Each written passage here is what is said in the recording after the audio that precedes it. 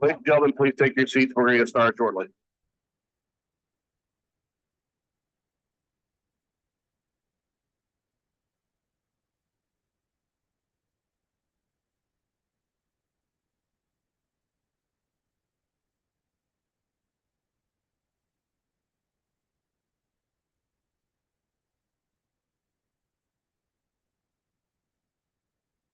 All right, ladies and gentlemen, we are going to get started. Before we do roll call, I am going to make the public aware we're going to take some items out of order.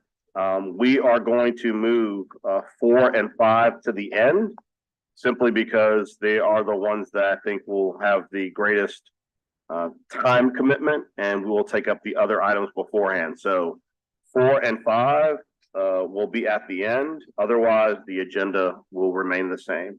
Ms. Spears, get the roll, please. Councilmember Morrell present, Councilmember Moreno present, Councilmember Giarrusso present, Councilmember Green present. We have a quorum. Thank you.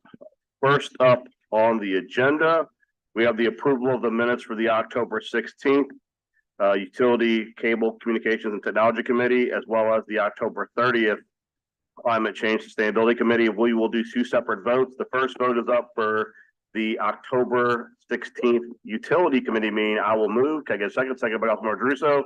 Please vote your machines. 3 yeas, no nays. It is adopted. Next up, we have the minutes for the October 30th Climate Change meeting.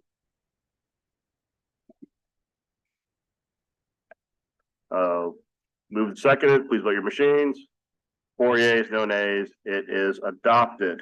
First up, Council Vice President Moreno. Thank you, Mr. Chair. This is the Customer Bill of Rights procedural schedule for a docket that we're starting on the Bill of Rights. This has to do with the Customer Bill of Rights for Entergy. And the reason why we're doing this is that this really hasn't been updated since 2007. And the Customer Bill of Rights has a lot of different overall rules in it and policies, even around disconnections. And so we saw over this past summer with some of the disconnections that happened with Entergy that we thought it was important to go back and take a look at this Customer Bill of Rights. So what this does is it just starts the procedural docket for this particular legislative item. Do I have any public comment on this, Aaron? Oh, thank you. Hey, Jesse, come on up. And if anybody else has any cards and would like to comment, remember that you need to bring them and get them stamped, and then Aaron will help you get them over to me. Hey, Jesse. Hi, thank you. 2 minutes. Jesse George on behalf of the Alliance for Affordable Energy. The Alliance is pleased to see the council taking action on consumer protections for Entergy ratepayers. The members of the Energy Future New Orleans Coalition have been calling upon the council for years to fix the broken bill dispute process and to create an arrearage management program that helps ratepayers out of utility debt by providing them with energy efficiency improvements. More recently, we have called upon the council to permanently end residential utility disconnections in light of increases in extreme heat, cold, and storms, and because of continuing reliability problems at Entergy, all while bills are at a historic high. At the very least, the council should place a prolonged moratorium on shutoffs until Entergy is able to improve reliability and reduce energy burden demonstrably. As we explained in previous comments, until the council requires Entergy to employ alternatives already at its disposal, it will continue to make excessive use of its fee-generating, suffering-inducing shutoff process. We look forward to the opportunity to participate in this docket and encourage members of the public to do the same. Thank you. Thank you, Jesse. Anything online, Aaron? Oh, whoops, I got one more. Miss Arlena Eastland, come on up to the podium, please. You have 2 minutes. Thank you very much for allowing me this opportunity. My name is Arlisa Courtney Isom. The issue is with Energy. Energy billed me $832, and the only reason why I know is because I called, I didn't have a bill. $832.70 because they said they didn't charge me enough the previous year. Because I called and found out about this bill, I had to pay it or it would be disconnected. I paid it. A couple of days later, my service was disconnected. When I went home, I'm thinking because the weather, that's why I was disconnected. I had to go back down there. They charged me $310 and they told me 150 was because of a deposit. I've been in my house 20-something years, and I had never paid a deposit, they said. It's utterly ridiculous what energy is doing to us, and no one is allocating on our behalf. I contacted the mayor. She told me to call Sandra Diggs Smith. If Sandra Diggs Smith returned my call, every last one of y'all returned it. I don't think it's fair that energy and our sewage and water board can increase our bills as often as they're doing it, and y'all are not doing anything to help the citizens of New Orleans, and I'm sick and tired of all of the things that I have to deal with as a resident. Now, I live in District D. Eugene Green is my council person. Anytime I call his office, I talk with him or Mr. Huff, and the last person I think was Ms. Smith. They will return my emails, but nobody else takes the time to respond to a telephone call or email, and it's ridiculous that y'all are all in position, not just y'all, I'm talking about the utility companies and everybody. If I take the time to call or email somebody, even the mayor will respond to me. And in her absence, I appreciate everything that those take the time to call me back or email. Right now, I should be home studying for a final exam.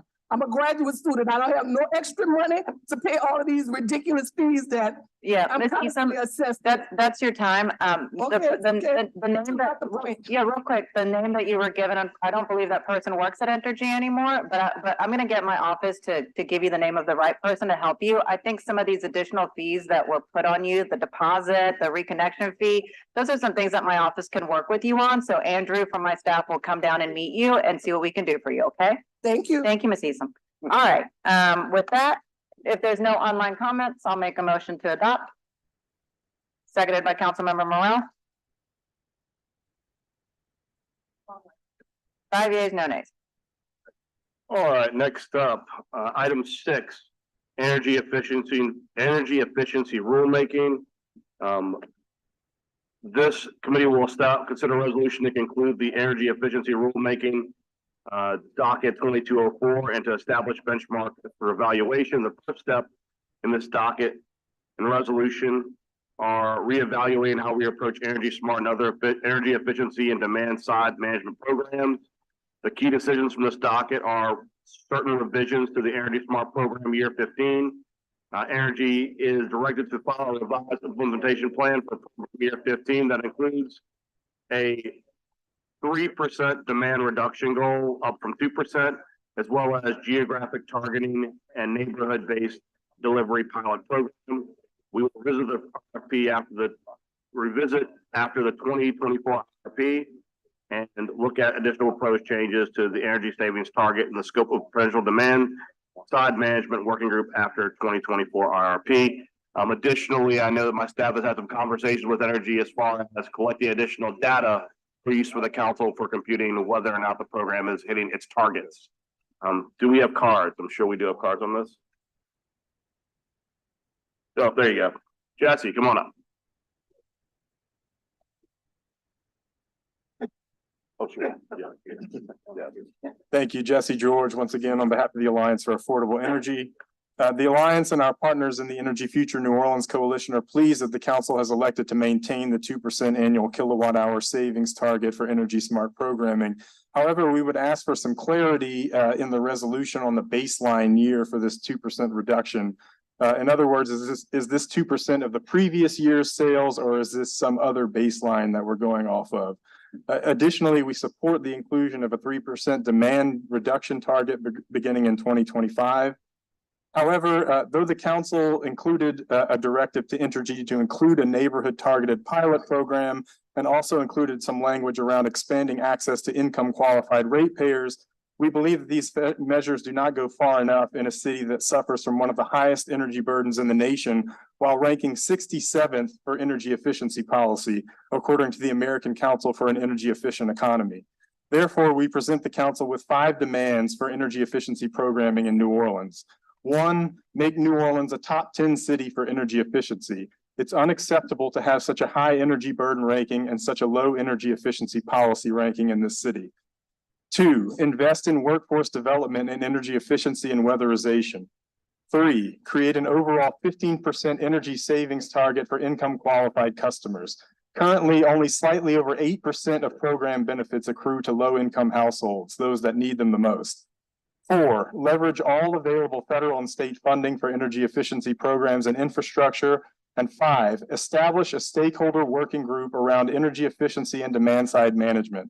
This is the best way to build community trust and to improve program participation. The Louisiana Public Service Commission is considering a statewide energy efficiency rule next week that contains many of these elements, particularly the establishment of a working group. New Orleans risks losing energy efficiency contractors to other markets without a clear and robust energy efficiency program. We call on the council to take the actions necessary to meet the overwhelming need in our city. Thank you.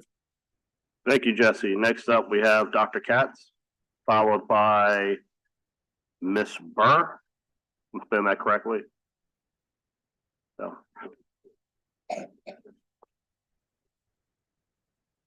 Hello, this is Myron Katz, PhD.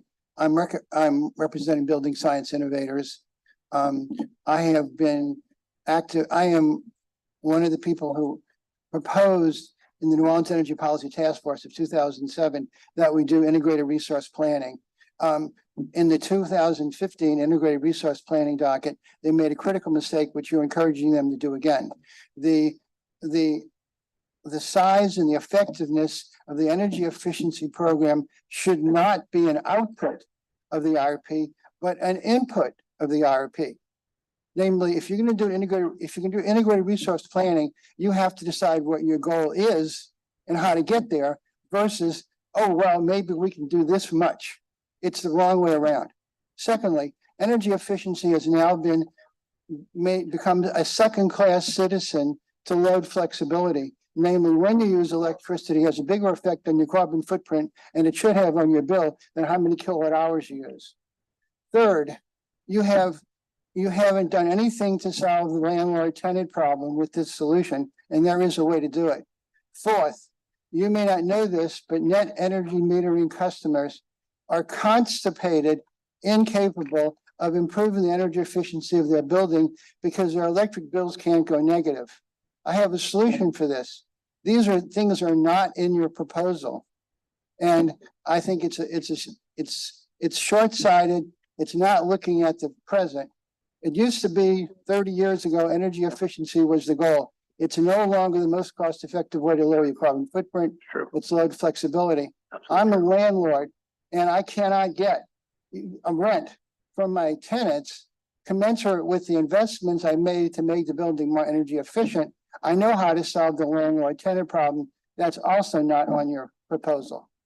Thank you, Mr. Katz. Sam, probably pronounced your name, mispronounced the name, Annex Burr. Please correct me on the name, because I'm sure I massacred it. Thank you. Hello, it's Onyx Bird. All right, It's there okay. you go. I get Thank you. My name is Onyx Bird. I work with Housing NOLA. The Greater New Orleans Housing Alliance at Housing NOLA supports the Alliance for Affordable Energy Demands to improve energy efficient programming in New Orleans, and hope you take them into consideration for this revelation process. Thank you for your time. Thank you. All right, are there any online comments? Yes, sir. The online comment is from Elena Saxonhouse, representing the Sierra Club. I submit this comment on behalf of Sierra Club. As the council is aware, Sierra Club played an active role in this docket. We shared detailed recommendations and multiple sets of comments based on our experience working with other utilities to design and implement effective low-income energy efficiency programs. Sierra Club supports some elements of the resolution, but is disappointed this resolution omits key recommendations, including some included in the advisory report. We support the resolution's approach to the savings and peak load demand reduction goals. We also appreciate the council's clarity that the Energy Smart program should increase its focus on income qualified customers and address urban heat islands and inequitable energy burdens.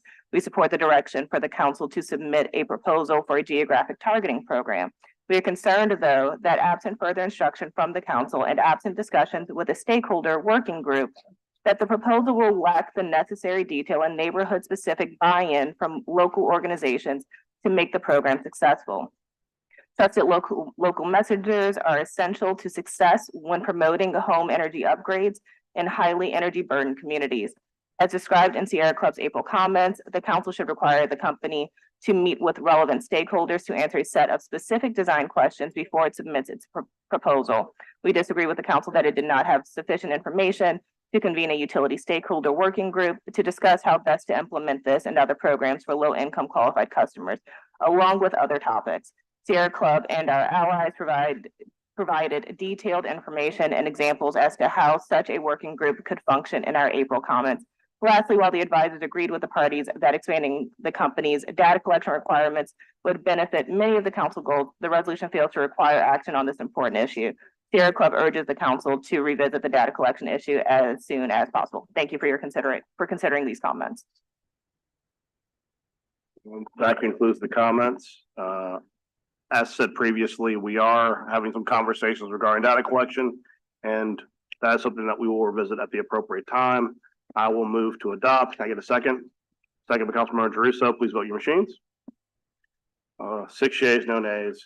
It is adopted. Next up, we have the financing application. Today, we are considering a resolution approving Energy New Orleans finance application request to issue new first mortgage bonds of debt securities. The FERC approval on this application was received in April of this year. The expense is still subject to council authority. The authorized increases to ENO's debt limit does not immunize Energy from the council's regulatory authority.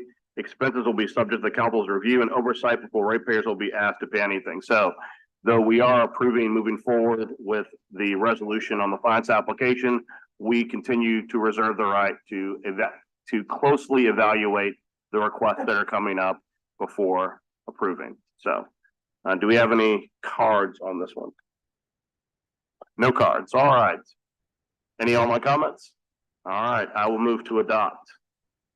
I guess second by Councilmember Jeruso. Please vote your machines. 6 yeas, no nays. It is adopted. Next up, we have number 8, which is the Hurricane Ida certification. This is our docket 2205. This is the consideration of an approval for Energy New Orleans' request to certify storm recovery costs related to Hurricane Ida. The council and its advisors have spent the last year and a half reviewing the application for storm cost certification, and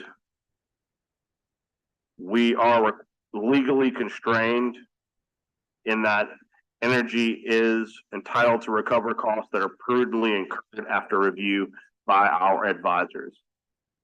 And that is what this resolution reflects. We have comments from Mr. George.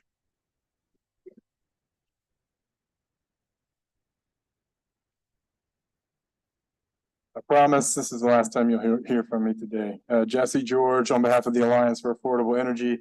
At a time when residential energy bills are at a historic high, once again, ratepayers are being forced to bear the burden of Entergy's poor maintenance of its infrastructure and lack of foresight around climate resilience, this time to the tune of approximately $170 million. At the same time, Entergy has been on a media blitz around its $1 billion resilience plan, with the basic message to the public that ratepayers can either pony up or expect to sit in the dark and the heat and the cold. We hope the council has absorbed the lesson of the $1 million reliability fine from 2019 that the court enjoined. Set clear standards for reliability and resilience, enforce them, and make Entergy pay when it fails, rather than forcing ratepayers to shoulder every investment. One way to achieve this goal is to strengthen the city's existing reliability standards adopted earlier this year to include outages related to extreme weather. Climate change is here, and our regulatory policy should reflect that fact. Struggling ratepayers must not be further burdened by a company that routinely boasts to its shareholders of its lack of maintenance spending as a means of increasing dividends. Thank you. Thank you, Jesse. Next, we have Annex Burr.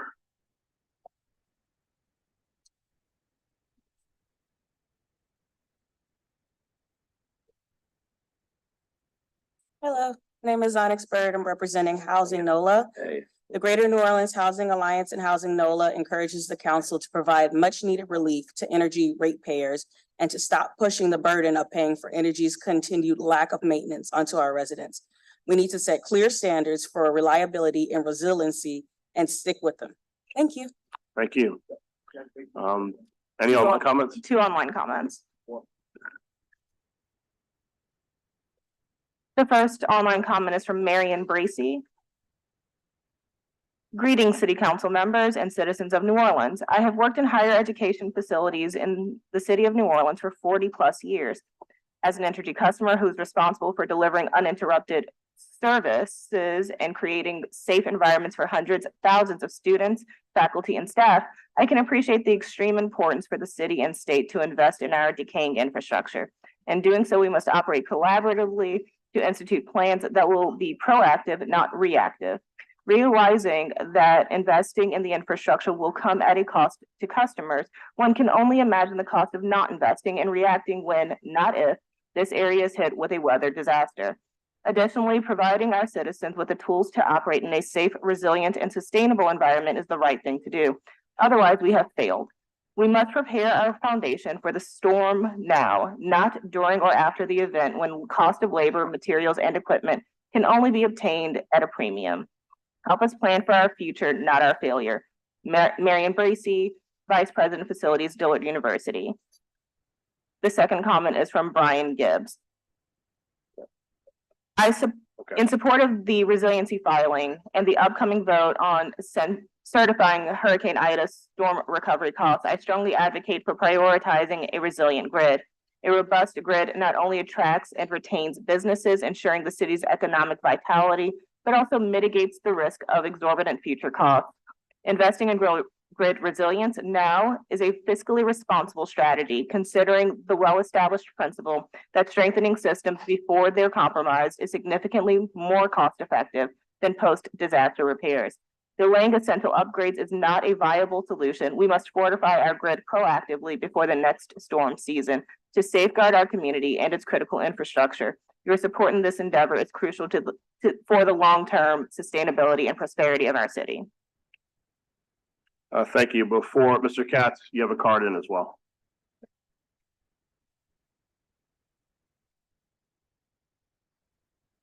In the last 5 years, there were 2 major disasters that were called fires.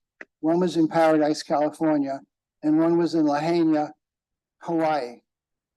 The problem wasn't that they didn't have strong enough infrastructure. It was that the infrastructure was inappropriate to the problem. Okay, I am a member of the International Electricity Brain Trust. We believe the right solution is microgrids on the other side of the wire. If there'd been microgrids in Paradise, California, or in Lahaina, the utility could have turned off the electricity, and so instead of the power lines exacerbating the fire, it would have ameliorated it. In order for that to happen, you have to have a design to encourage microgrids.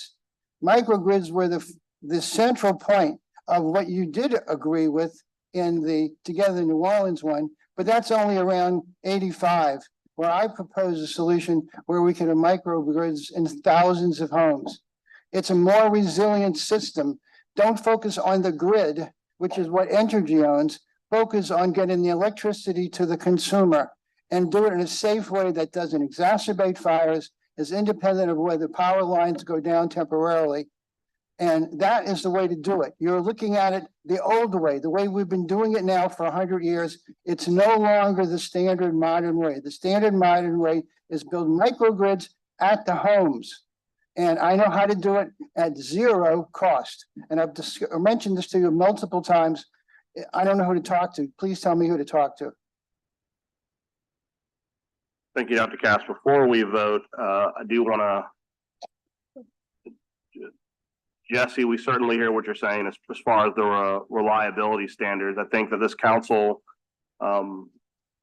did a tremendous amount of work working with Alliance to have the first reliability requirements. I do think that's something that we're going to have to continually revisit because it's a moving target. The reality is that what we found, the lesson that this council learned during the course of litigation over that $1 million fine from Ida was that once again, as a regulator, we have to litigate common sense, which is that if we are paying a company to provide electricity to customers, the failure to provide electricity to customers would seem like a breach of contract.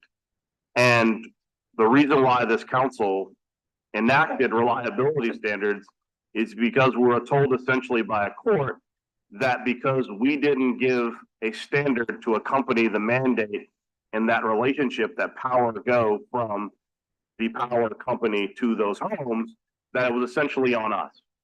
And the reliability standards we currently have are certainly a good first pass. I do look forward to continuing to work with all the stakeholders, see ways we can improve it, but how robust that reliability standard is the standard by which we gauge performance of our utility. So I hear what you're saying. It's something we're going to continue to work on because it will continually be a work in progress, especially considering the realities of climate change. So thank you for that information. With that, I will vote to approve the resolution. Second by Councilmember Moreno. Please vote your machines. That is 6 yeas, no nays. It is adopted. The last item we have on our agenda is the renewals of our utility regulatory contracts for legal advisors, technical advisors, and administrative officers. Can we do it in globo, or do we have to do it individually? I serve at the pleasure, council member. All right, we'll do those in globo. Essentially, for those of you who aren't following, these are the contracts we have for outside legal and technical advisors, as well as our hearing officers. Once again, and I know she's tired of hearing this, I appreciate the efforts both by Aaron Spears from our Council Utility Regulatory Office, as well as Council Vice President Moreno on the ongoing effort that they have both made to reduce our reliance upon outside advisors. There's been a concentrated effort by both of these women to bring more of our expertise in-house so that we don't have to pay exorbitant costs for expertise that comes at a premium when you're paying for it at the national level. And under their efforts, we have continually reduced the amount of money we spend outside of our city budget on outside regulators. We will continue to work on that. We will continue to try and build Curo to a position where someday we might require no outside counsel, except when it comes to robust litigation, because we simply cannot afford lawyers in house to do clerk level litigation, unless there's somebody you know who wants to do that amount of work for very little money. That being said, I will move to adopt the contracts in globo, seconded by Council Vice President Moreno. Please vote your machines. 6 yeas, no nays. That is adopted. With that, we will revert to the two items on the agenda. First up, we have number 4, which is a presentation regarding the Gentilly Resilience District proposal. Okay, Members of the council, I am pleased that you are with me in recognizing the importance of this Gentilly Resilience District update. Members of the media who are here today, there has been information that has been shared over many years relative to this project, but I want to invite everyone who is here today, including our media, but everyone who is watching too, to come out on Friday, December the 8th, 2 days from now, for the groundbreaking, finally the groundbreaking for the Gentilly Resilience District project. It's an important project. In some respects, it's District D's major infrastructure project that is going to change the way we view certain water retention and other projects throughout the city. It is our Riverfront Development District project, which is a great project that is going to create jobs and opportunities, and it's going to change the way people think about a very important part of our city. Well, in this area that I represent, which includes a number of parks, a number of educational institutions, it's a great place to do this type project so that we can share information with members of the public, and especially our youth who want to know that the city is committed to resilience and committed to the projects that are going to enhance our ability to withstand major storms. So once again, I'm taking a little bit of thunder away from our presenters by telling you, members of the media, there have been questions over the years about what's taking so long.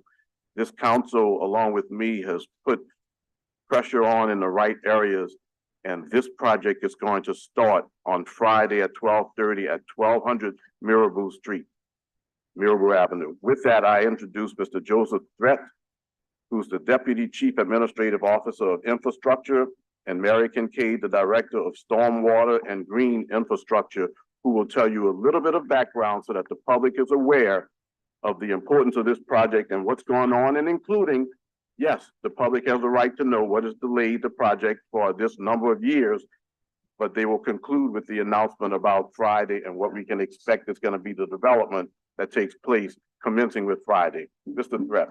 Okay, thank you, Councilmember Green, Council President, Council Vice President, other council members. Thanks for the opportunity to bring the public up to speed on the Gentilly Resilience District project as it's funded with HUD.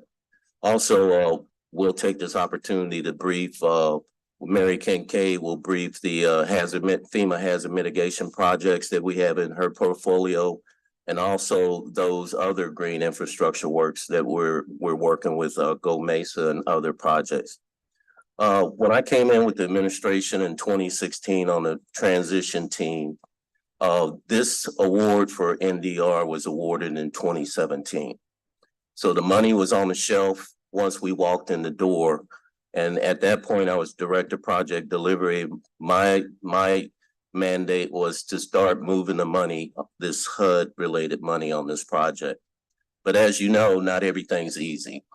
And since the inception of this, nobody better than me knows what the delays that took place because I had to sign all the documents. When we had the cybersecurity attack, we lost all communications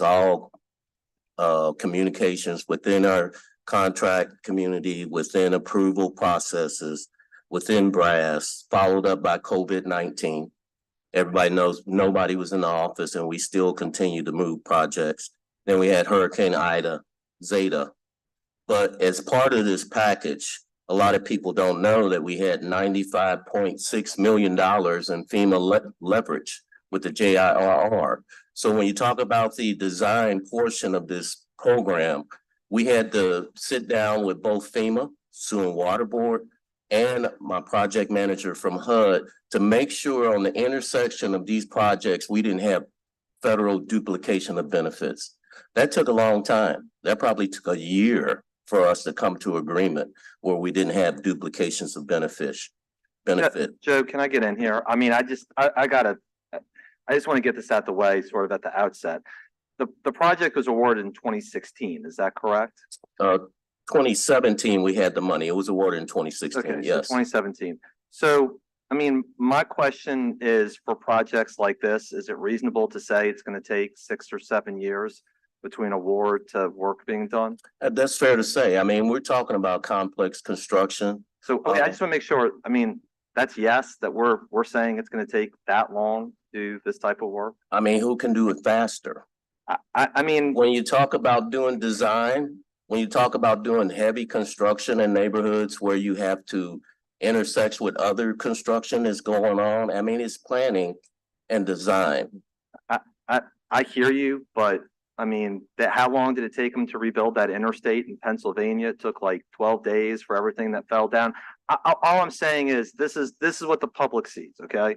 We've spent 16% of $140 million on consultants, design, and community meetings. And we have turbines failing, we have power losses that are going out, and we have green infrastructure, and we have money. I think this is my concern, is that it's one thing in my grandfather's day, we didn't have money to pay for a lot of things. Now we're swimming in it. And it seems like we're swimming in money instead of trying to use that money as efficiently as we can to do it. And you know, I'm going to bookend the questions with the catch basins too, but I just want to start here about, I think the public gets frustrated to hear something over a year or two, even if the project is this large, that 7 or 8 years is victory. I understand, Councilmember Druso, but the thing is, did Pennsylvania have COVID-19? Yeah, everybody had COVID. Everybody did. Did they have cybersecurity attack? But I guess, Joe, like we had 2017 through 2021 when none of those things really existed. Right. And I'm in a world where there are reasons. I understand sometimes we don't have the money, that you don't have the personnel, but I do think that, yes, other municipalities have dealt with COVID. I think other municipalities deal with infrastructure issues. And my real concern is we have a ton of bonding capacity, number one. We're gonna have a bunch of bonds to fees, so we're gonna have a ton of money in the next couple of years. And we've got to make these infrastructure priorities for drainage, sewage and water board, and everybody else a priority. And I mean, again, I'll talk about the one that I'm the closest to. When I got elected in 2018, the administration wanted to take out $1.3 million for DPW. And I said, no, we need that for catch basins and linear pipe. We're here in 2023, we awarded $10 million more for catch basin cleaning. And that contract still hasn't been awarded. I mean, that's a contract. That's not complex complications COVID. It's basic, quality of life issues. So all those are ready to be NTP this year. All the Gentilly contracts will go out in NTP. And you know what, council member, what will be the problem next is when I start this construction. I'll get so many complaints about all the construction we got in the city, and we're trying to plan these elements out in a proper fashion. I get it, but what I'm saying is, as the people who get stopped on the street all the time, and we know that when there's road work, there's pain in progress. But I'm telling you what the public is telling us, which is. Thank you for the question, Councilman. I wasn't finished. Yep. The public is frustrated with how long everything is taking. And I am frustrated with how many of my complaints center around Department of Public Works and Sewage and Water Board infrastructure. And the money is there.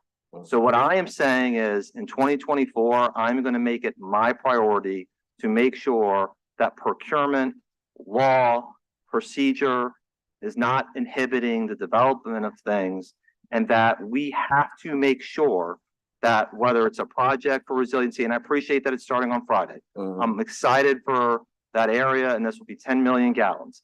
But the catch basin contract, to me, we're 9 months past due. So I want to make sure that for all these infrastructure projects, we know where they are in process, what the marks are, and if we're running behind, every single thing that can be done with urgency and importance to get them online as quickly as possible. Yeah, and I appreciate that. And I've always said before that you can only move as fast as contracting and law. So we try to follow law. We try to follow procurement rules and regulations to get things done. For one example, here's a short example, debundling. We talk about giving opportunities to small business. All the contracts we had in place, we stopped releasing those contracts. We went back and redid the contracts to debundle to give opportunities for small business. We had a HUD monitoring visit that came in and said, hey, we recommend you redo all your subrecipient agreement with Tulane, UNO, and all the different universities. All that took time. And we worked and got it done, and we're ready to roll right now. And I apologize for interrupting you. I just wanted to say thank you for the question. And we do have some detailed information today with statuses. And we also wanted to say thank you so much for the opportunity to come today. The story that we have to tell you today is one of progress, one of expectation of things happening in 2024. And we also have our colleagues today here from Office of Community Development. I also have my staff here today. Just to let you know that we are, as you said, is procurement and law, is everyone focused on working together on this? That's true, and that's reflected in these slides. It's reflected in their presence here today. So if there are no further questions, then we'll get into the program update.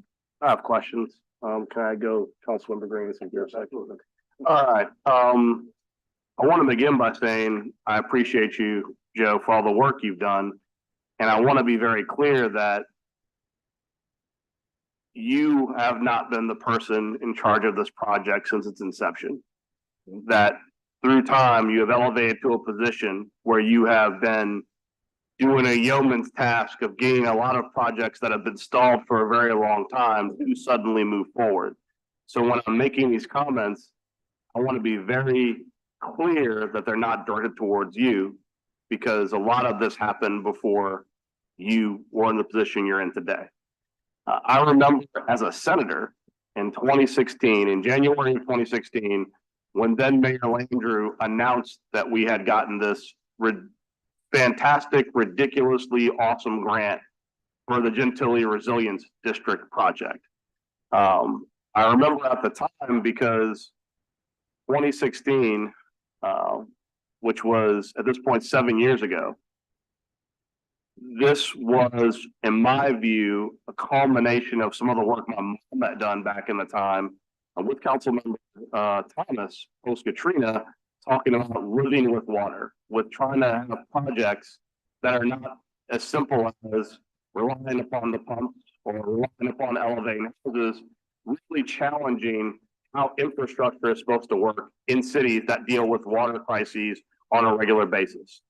I remember the nuns being at the ground at the announcement because one of the largest pieces of real estate in the entirety of Gentilly, which was the former convent, was going to be the site of this tremendous, fantastic water garden. That was in 2016. The challenge that we face here as a council is twofold. One, and I look forward to your update on a timeline because I am interested very much so in why 7 years later, going into 8, we're on where we're at. But more importantly, my biggest concern when then Mayor Landrieu, now to be former infrastructure czar Landrieu, elevated at the national level, in my conversations with former Mayor Landrieu and with people similarly positioned, the greatest difficulty we have in a city in getting state and national investment in infrastructure work is the amount of time it takes for us to spend money. I agree.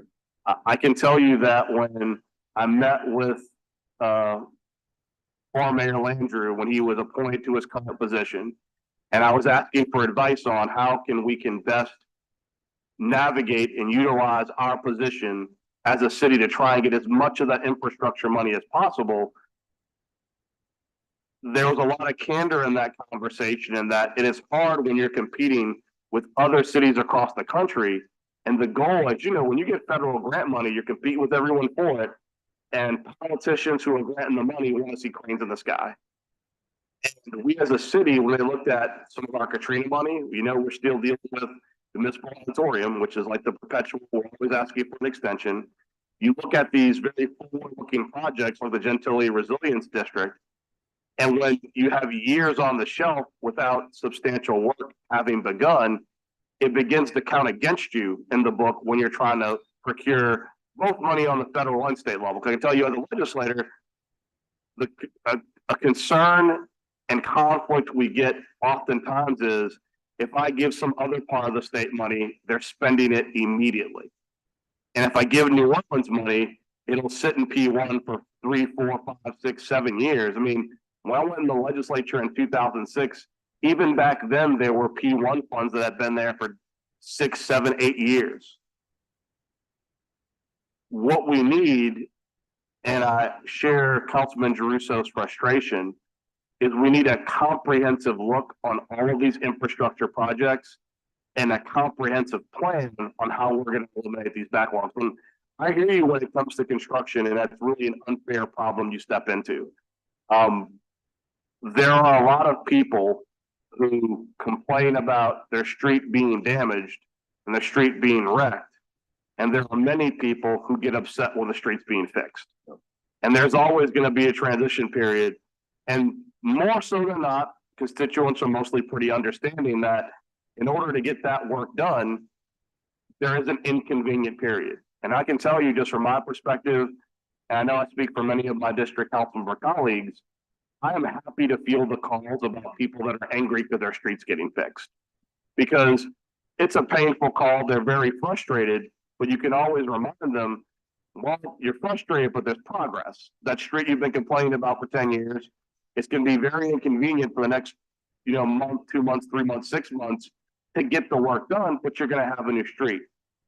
The calls we can't deal with, the calls that are outside the scope of having to ask for that patience, or when the street you haven't begun construction yet. When someone has called probably their fourth or fifth council member on the same street and they see no movement. It's the same reason why Councilman Jerusalem, when I first came in last year, said there really needs to be a comprehensive database on construction in the city as far as what is the timing of when construction will begin. That has been something I've pushed for 2 reasons. The first is so that the public can know your street is on a list to get fixed at some point. The other issue is that when your street's getting fixed, you know you're in line and your street's getting fixed. Getting back to the point at hand, I am very concerned about the status of this project. I appreciate that there's a movement next week to begin this moving forward, but there was a press conference in January of 2016 announcing the project. Unless this press conference next week is going to involve construction happening in the same instance, I think you can expect both this council and the public to be very, very cynical, because politicians have press conferences all the time to announce we're doing something. I think for a lot of people in the city, when it comes to these kind of projects, it's gone from trust to trust but verify. So certainly, I appreciate y'all moving forward next week, but moving forward means construction. It shouldn't mean we're letting out contracts for construction, because the argument that we're also making in the same breath is we're struggling to get contracts let out for construction. So if we're going to make an announcement next week, I would certainly encourage you to make sure it's a substantive announcement that has action tied to it, rather than we're recommitting effort to try and move it, if that makes sense. Right. Yeah, I agree with you, and I agree with you, Councilmember Drew. So, I mean, I think, like I say, almost 18 months ago when I took over this position, you know, I feel like I got a handle on everything right now. We've got a PMO out right now with JIRR. We've got deconfliction between the HMGP projects that Maria talked about and the NDR projects moving forward. The Miraboo's NTP for phase 1 construction. We're going to start construction on all the NDRs in 2024. So it's going to be a lot going on right now. We're going to finish up that JRR portfolio. I've got the FEMA administrator, Region 6, coming in on January the 18th to come and look at our projects. We did NTP for design municipal auditorium. We NTP with a design company on Lincoln Beach. So we're moving all these projects right now. I wanted to say lastly, before I let Mary start to brief, that, you know, New Orleans, along with all the cities who got awarded for the NDR, requested extensions to Congress. And the extension is to 2029. And that's not to slow us down. It's just that other cities were having difficulty after COVID-19. Well, and I want to end by saying I followed a lot of the coverage of this particular issue, and something that I found, and it's something I want you to consider as you're looking at this project in particular. It took a tremendous amount of work and trust for the former nuns of St. Joseph to give us that land. I mean, the lease, I believe, is $1 a year or something like that. And you're talking about a convent that was filled with a lot of older women. I find it particularly concerning that when we entered that agreement under Mayor Landrieu in good faith, there was an assumption by all those women who now live down the street, I believe, in a different facility, that in their lifetime they would see something there. Because what was proposed, so I remember very vividly the slides that were out there, was like this beautiful lush rain garden that would both, on one hand, be a tremendous asset for flood mitigation, but would also be a tremendous benefit to a green community. I think we should keep in our minds and in this effort that I think it would be a travesty if a lot of those people passed on, not having seen any work happen on this project down the street when they trusted the city, they trusted us with $1 a year lease on. And I cannot emphasize that is some of the most valuable continuous property probably in the entire city of New Orleans. You're talking about acres of property, prime development property, literally, I want to say, Mr. Green, what, 100 feet from Bayou St. John? I mean, this is property that they could have turned around and sold for millions of dollars. And they trusted the city to do this project with a lease that is generous, to say the least. I think it's very important that we get this done in a timely manner so that some of the people that were here to negotiate that deal actually see it happen. Yeah, and I've had multiple conversations with the nuns. I've gave them my personal word that I don't have anything bad happen to me. I'm gonna get this most. I was gonna say, you gave your word to nuns after you put yourself out there, but that's all I have, Councilman Green. Councilman, or I'm sorry, Mr. Green, do you mind if I respond? Let me ask if you want to respond to Councilman Giarruso's concerns, or To Councilman Burrell's statement about project. he didn't ask you a question. You sure you want to respond, and that'll make your presentation? How about I hear from the two council members, and then you can put your comments together in global. All right.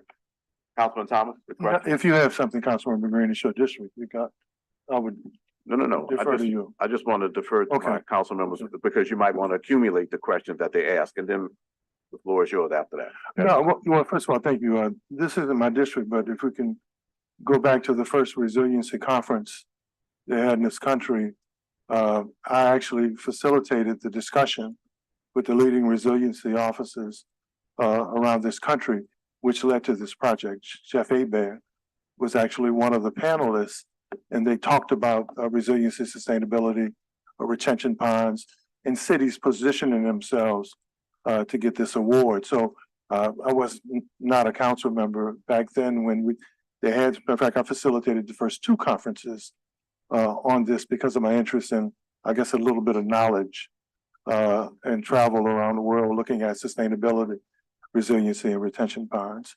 So what percentage of this project, especially of the initial 144 million, what percentage of that is done so far? As Councilman Giarruso mentioned earlier, I think he said about 12% of the funds have been spent. So we have I want to say $185 million in the projects across hazard mitigation and NDR that are at 100% design. We do have a detailed slide for you guys about next steps on environmental clearance for all of these projects, because some of them do require some additional steps, but our colleagues at the Office of Community Development have put together a timeline that says when we think we're going to have approval to start construction on those.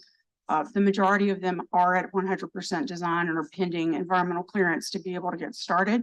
But we do have a conditional approval path that OCD has put together so that we can expedite getting into construction. One of the things that they talked about in Japan there with Kobayashi from the UN, I remember the discussion as well as the discussion at the resiliency conference was about capacity and how communities needed to begin to prepare themselves so that for large awards dealing with sustainability and resiliency, your ability to perform that kind of work either within your government, within your professional community, or if you were attached to outside help, that would play a major role in how you would pretty much deal with start these projects, finish them, or be in line for more. What is our capacity? Right now, What's our talent pool? Right now, Councilmember Thomas, I've got about 13 heavy construction companies in the city right now. I think Murphy Pipe came in with that 14. So really, when you look at the capacity, those 14 heavy construction companies will do all of this portfolio. JIRR, FEMA HMGP, and the NDR program. So, let's segue right there. You and I have had these discussions before about projects, how long they've taken, how do we complete them. We've also had companies and contractors come here. I think one company, I'm not gonna say their name, at $45 million worth of contracts, but they would move their crews from one project to the next. So when you talk about the availability of contractors, the Landry administration was criticized because they didn't program enough of the money. If we'll remember that, Councilmember Giarruso, why isn't more of the money being programmed? There were articles about that. There was a question why. And Here, this administration has programmed a lot more of the federal dollars in special projects. But was the Landry administration right in many cases, or was in that they couldn't program a lot of the funds because we didn't have the capacity to complete that level of work? I'm not sure how they looked at the capacity at that time. I think some of the design work was done, Mary, on this program. What design work is one very thing, little. construction and to completion, that's another level of project. We basically started from the beginning. We did most of the design and then construction. So really, we had the funding. We had money in the bank to start with. But there've been other questions and other comments about not just this project, but the frustration around infrastructure projects. And you and I have had this conversation before. do we have the capacity within our community to start the $1 billion or $1 billion or $500 million worth of projects, start them, but then complete them in a timely fashion? Because the comment I've used before is that people in the community, they can understand an inconvenience. But when an inconvenience turns into a hardship, that's a whole nother level of frustration. Do we have the capacity here to complete that level of projects? At this time, we have the capacity. If you had talked to me 2 years earlier, no, we didn't have the capacity, because when we started JIRR, you have to understand, and those waves 1 and 2 were supposedly mill and overlay. They come in and mill the street, finish it with asphalt, and then they leave. It was not full depth reconstruction of full sewer and water and utilities. So when we changed that scope with FEMA's approval to go full depth reconstruction, we really tied up all the capacity we had. Well, that answers that question though. So we programmed a lot more work and started a lot more work. So it's no surprise that a project that should have taken 12 months or 18 months took 3 years plus, correct? Right. And as we moonwalk out of those wave 1s and 2s and get into our task order-based contracts, moving through, we've got more capacity that we had in the beginning. So we have more capacity because we have more contractors and we have more interest. We got more capacity because we're getting out of those enormous plan changes that we had to do that took time, money, lawyers, and everything else to get out of there and get the work done. And so the last part of my comment is something you and I have talked about before. There's a lot of stuff that we contract out now. I mean, even sanitation, right? Or overlays or minor streets or public works projects that used to happen in-house. Cities used to do it themselves before, I think, Mayor Goldsmith and the privatization movement started in the 80s and late 80s.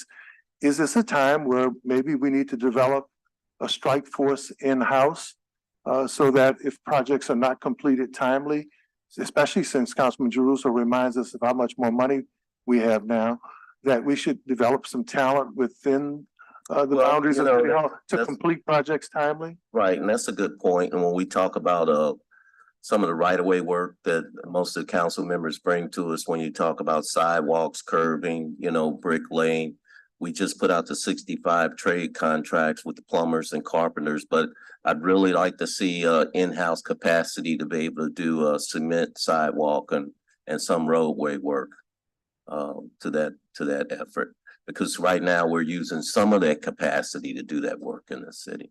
And managing contracts. If a contractor gets a contract to do XYZ street or XYZ infrastructure project, how do we monitor them from start to finish? Especially now since we have capacity. And breaking news, we have capacity now. We have capacity. It's the engineer through the construction administration contracts or the resident inspector, our program managers. That's how we oversee those contracts right now. All right, thank you. Thank you, Councilman Thomas. Council Vice President Moreno. Thank you, Councilmember Green. Good afternoon to you, Mr. Thread and Ms. Kincaid. Thank you for being with us. Okay, I just want to understand this timeline. In 2016, the grant is awarded. 2017, the city receives the money.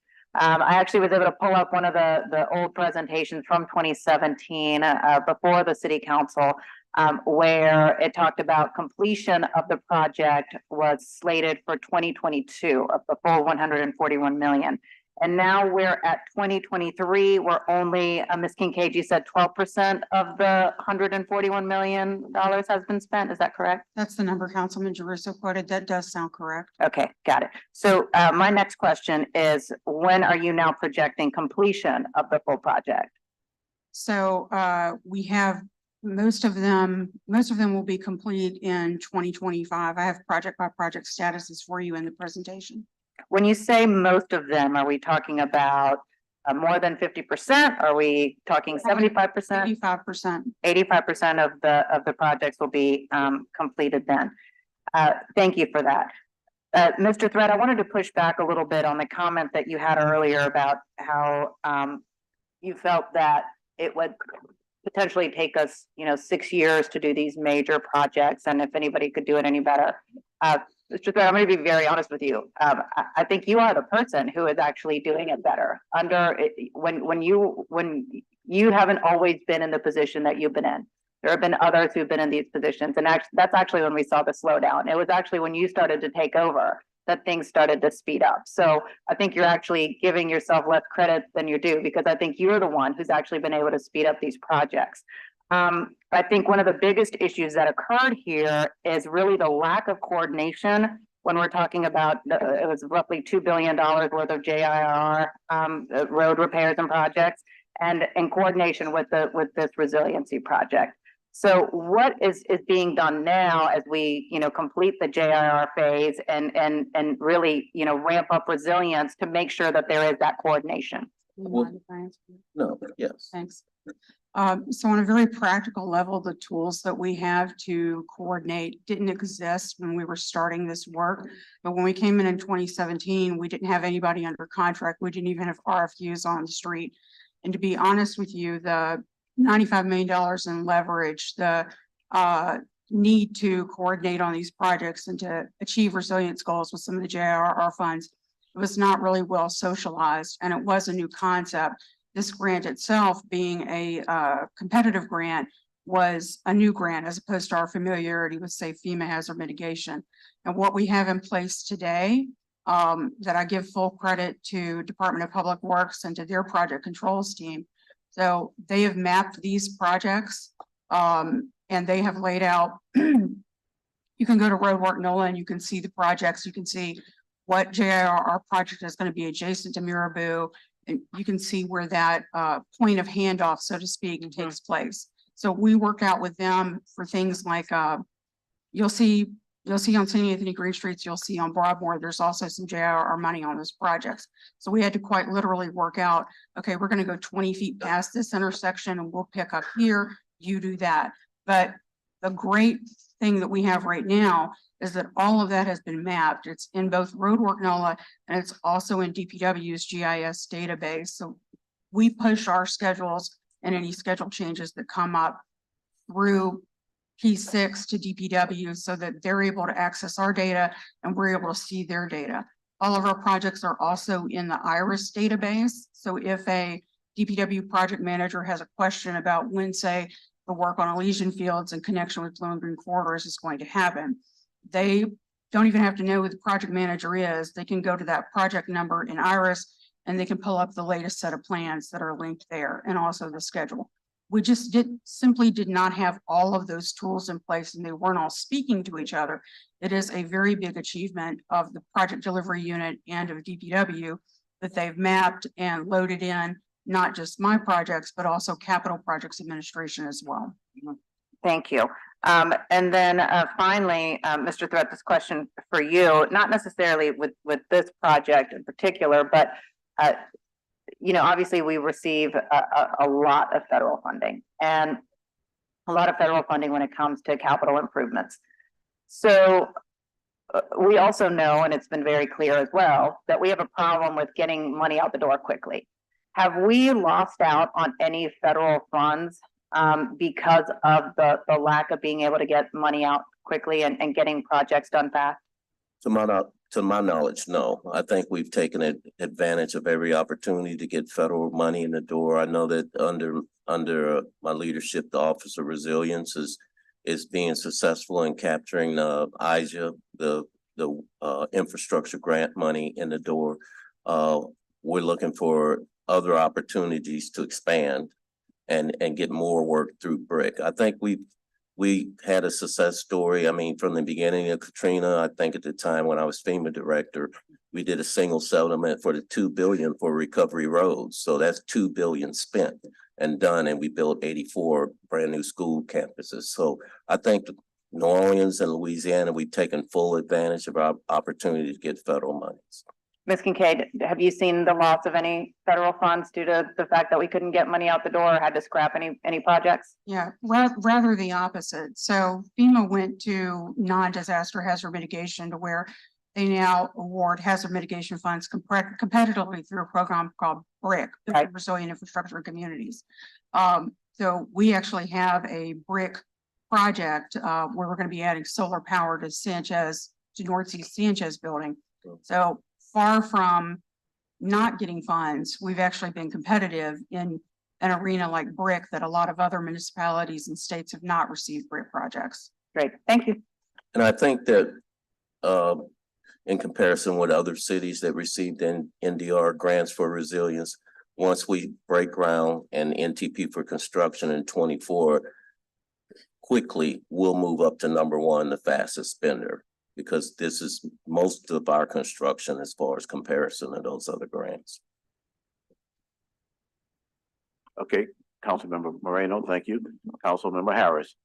Yeah, so you mentioned that in 2025, we'll have about 85% of the projects complete, is that right?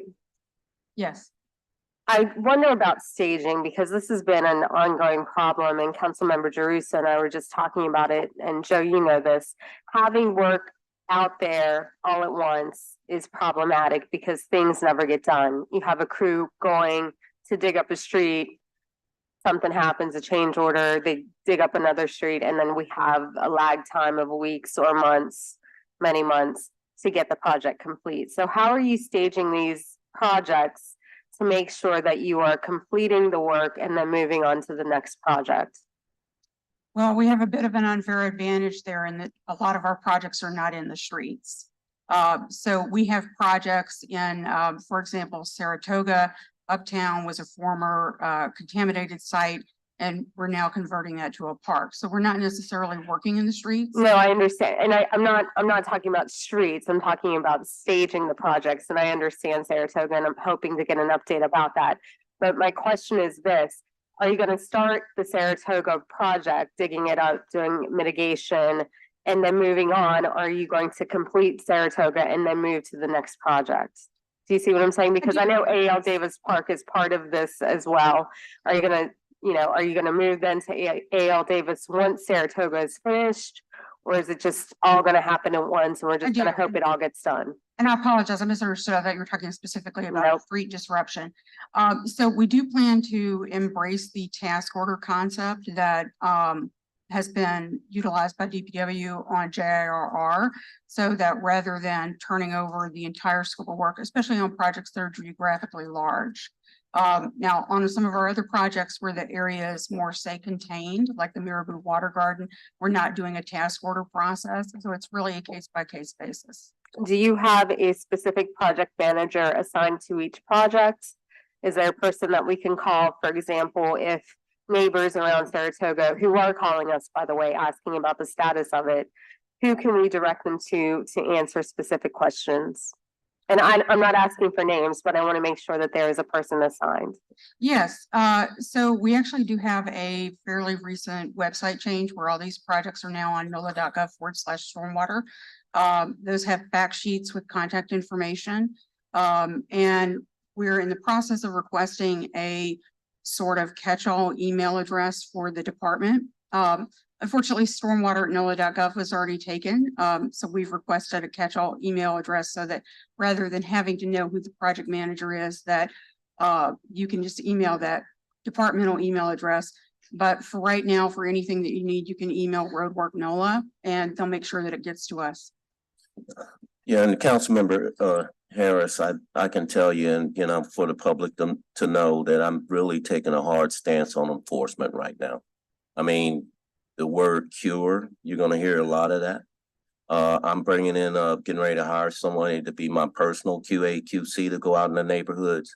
And when I find illegal staging, debris, unsafe conditions, the companies will be put on notice with a cure to fix it very quickly.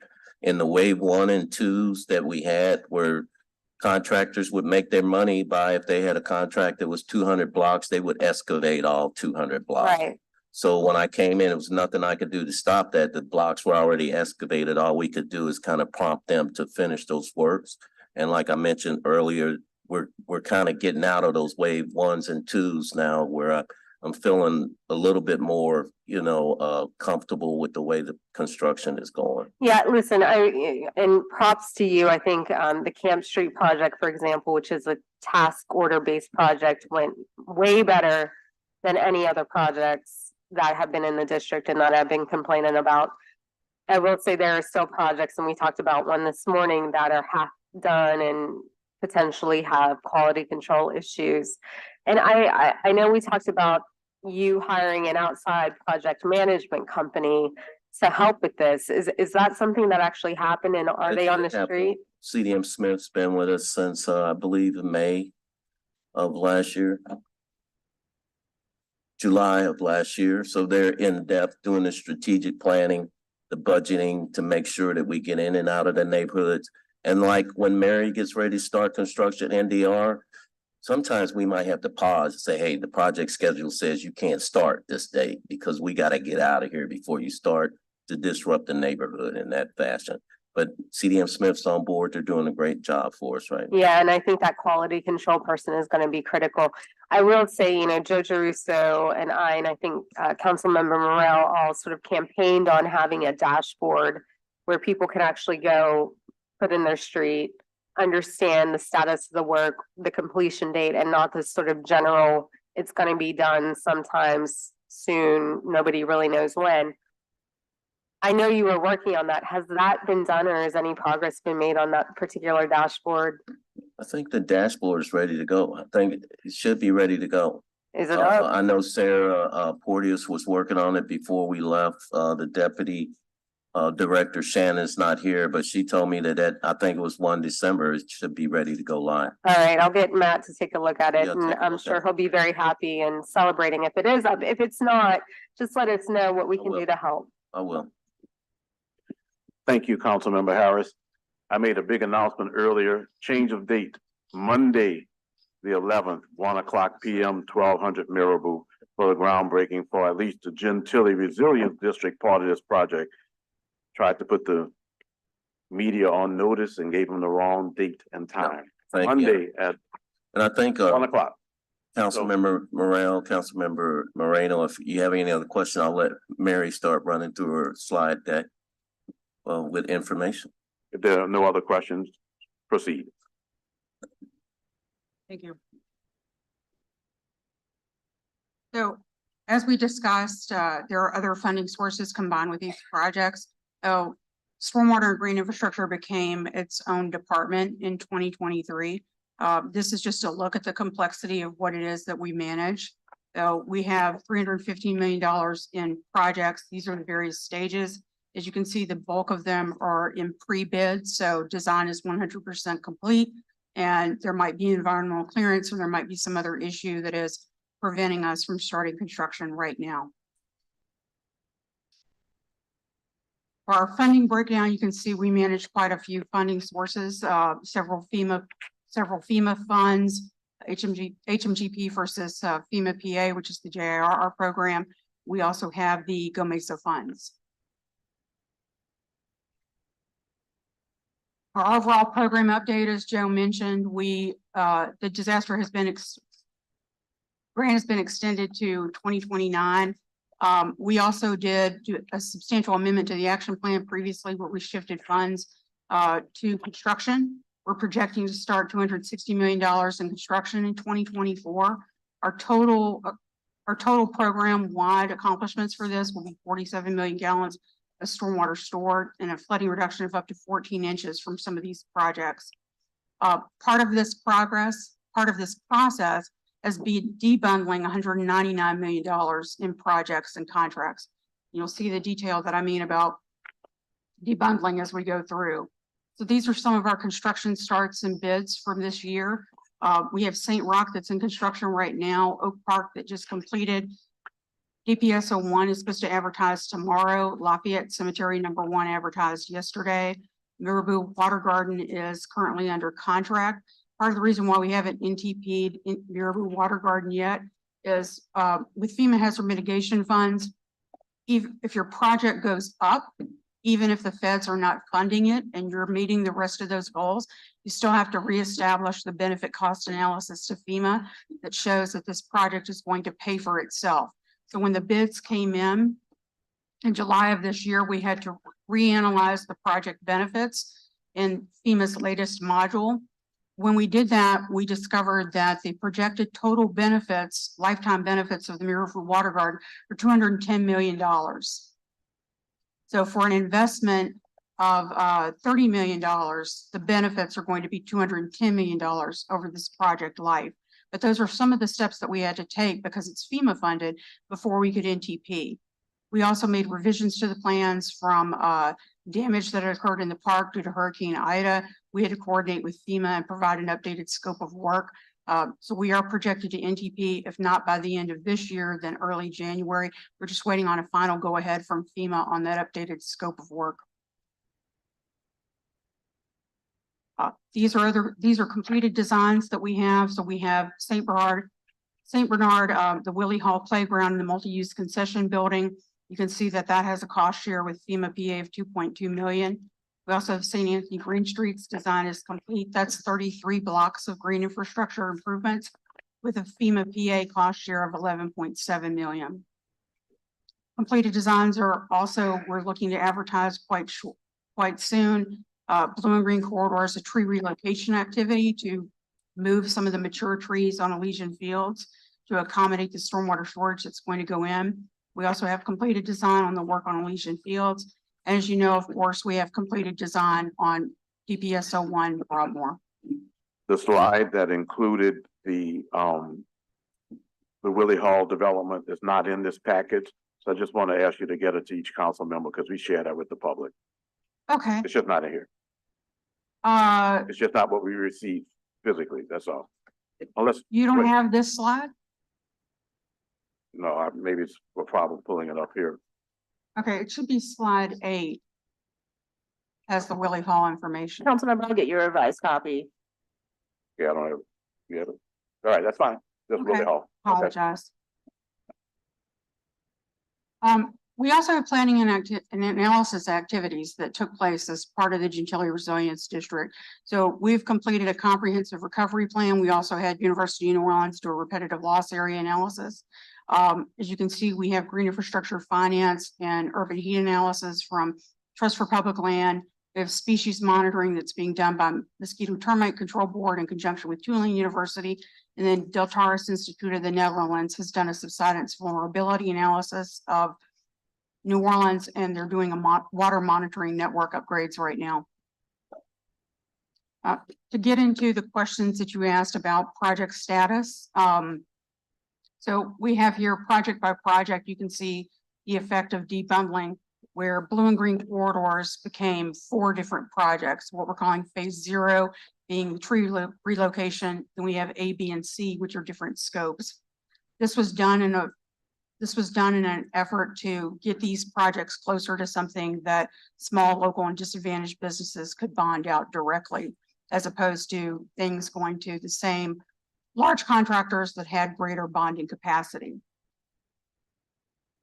Also, if you look up here for DPS 01 Broadmoor, you can see that we have FEMA HMGP money, we have bond share, and we also have FEMA PA.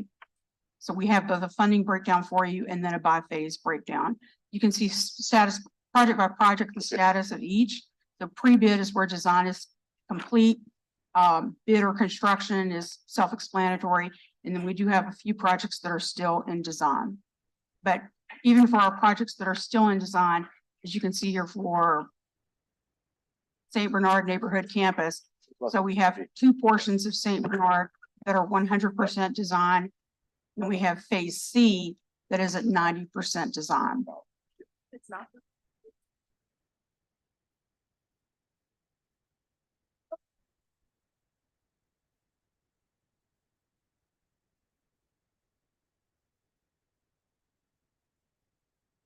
Joe talked a little bit about obstacles, but I wanted to talk with you about how are we addressing these obstacles? That's really most important.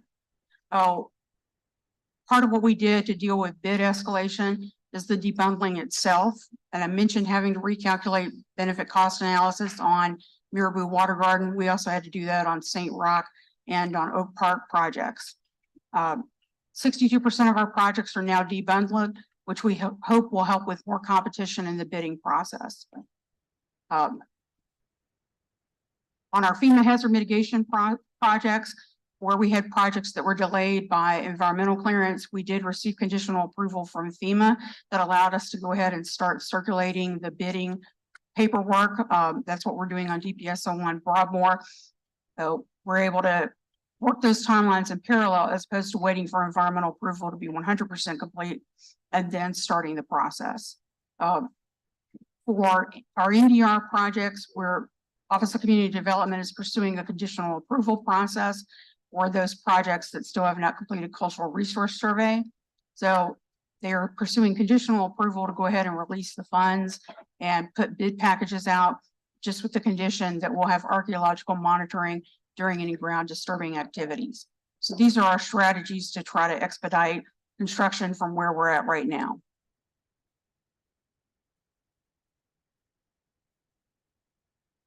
Now, some of y'all have seen this before, a little bit of our project features. So these are not just stormwater storage projects, although as you can see, stormwater storage and flooding reduction is a very critical component. So most of these projects, I say with the exception of Pontilly Phase 2, they all have stormwater management as a primary feature. However, with this being a HUD grant and with it being climate adaptation and disaster resilience, it's not just stormwater management. So we also have urban heat features of adding additional green space and improving the green space that we have, planting over 100 new trees and adding to our bike paths and pedestrian pathways. These projects also include a lot of mobility and recreation features. So brand new parks, over 100 acres of new or improved parks that will be coming online at the completion of construction. In discussion with your comment about, do we have capacity? The great thing about the HUD grant is that unlike some of the other grants that we received, it actually did include money for workforce development. So in addition to debundling to try to bring these opportunities down to the local level, we also have workforce development in the Office of Community Development that identified a local nonprofit partner, Thrive New Orleans, that has currently trained 144 individuals in jobs in the green economy, and they've placed 99 in jobs. What I like about that number, that they've placed 99 in jobs, is that the job placement is not even a metric that was required of the grant. So this is something that they're doing that's showing the success of this training, that so many of the people that have come through their program have been placed directly in jobs. Thrive continues to recruit, and they're looking to start their 9th cohort next. They're completing their 8th cohort of training. So next steps, this is our current timeline and next steps for environmental clearance for those projects that are at 100% design. You can see project by project that for phase 0 on blue and green corridors, for instance, that is complete. And so we're routing that package, putting that out to bid right now. Other projects, we have a projected final environmental clearance date from the Office of Community Development. You can see that most of these are in early 2024, with the exception of St. Anthony Green Streets B and C, and Dillard Wetlands are more toward the summer of 2024. And then we've also got for each project the specific next step that has to be taken, whether that's completing a cultural resource survey or whether we're going to be doing archaeological monitoring during construction.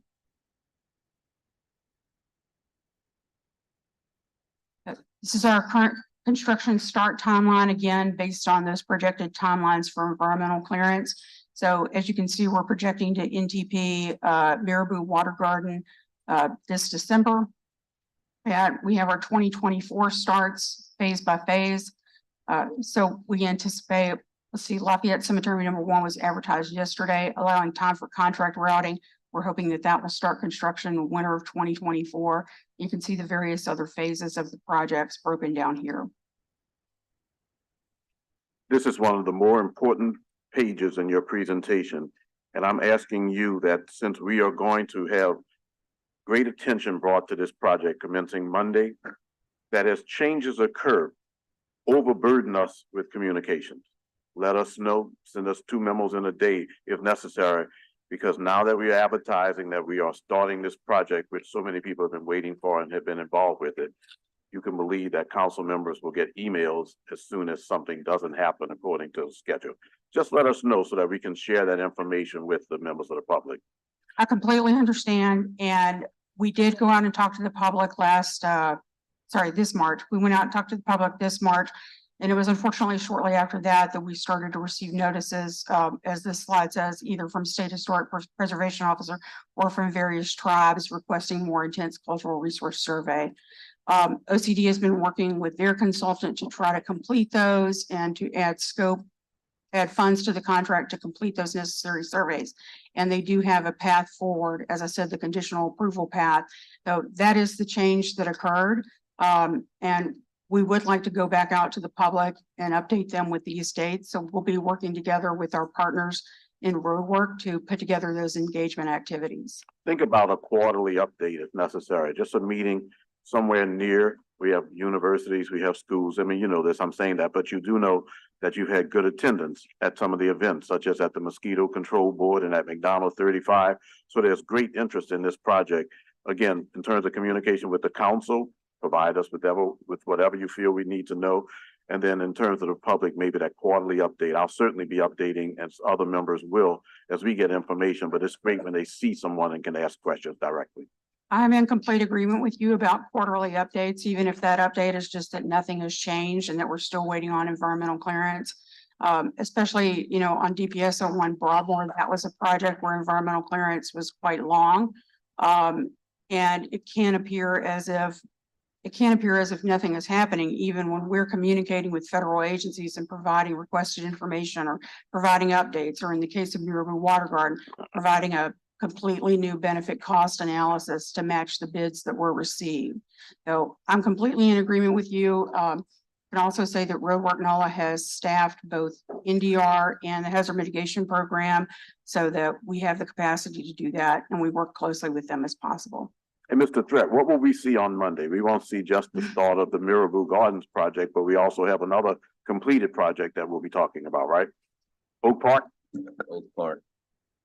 I think that's not on Monday, but I'll check on the actual date. All right, I'm not throwing anybody off with the date. I thought we were talking about both of them. And you know, just a point, Mary, on the environmental clearance takes a long time with the federal agencies because we're a 300-year-old city and we have tribal and archaeological factors. That's why we have an archaeologist and a historical preservationist on board required by the federal government, because once we dig into the ground, we don't know what we'll find.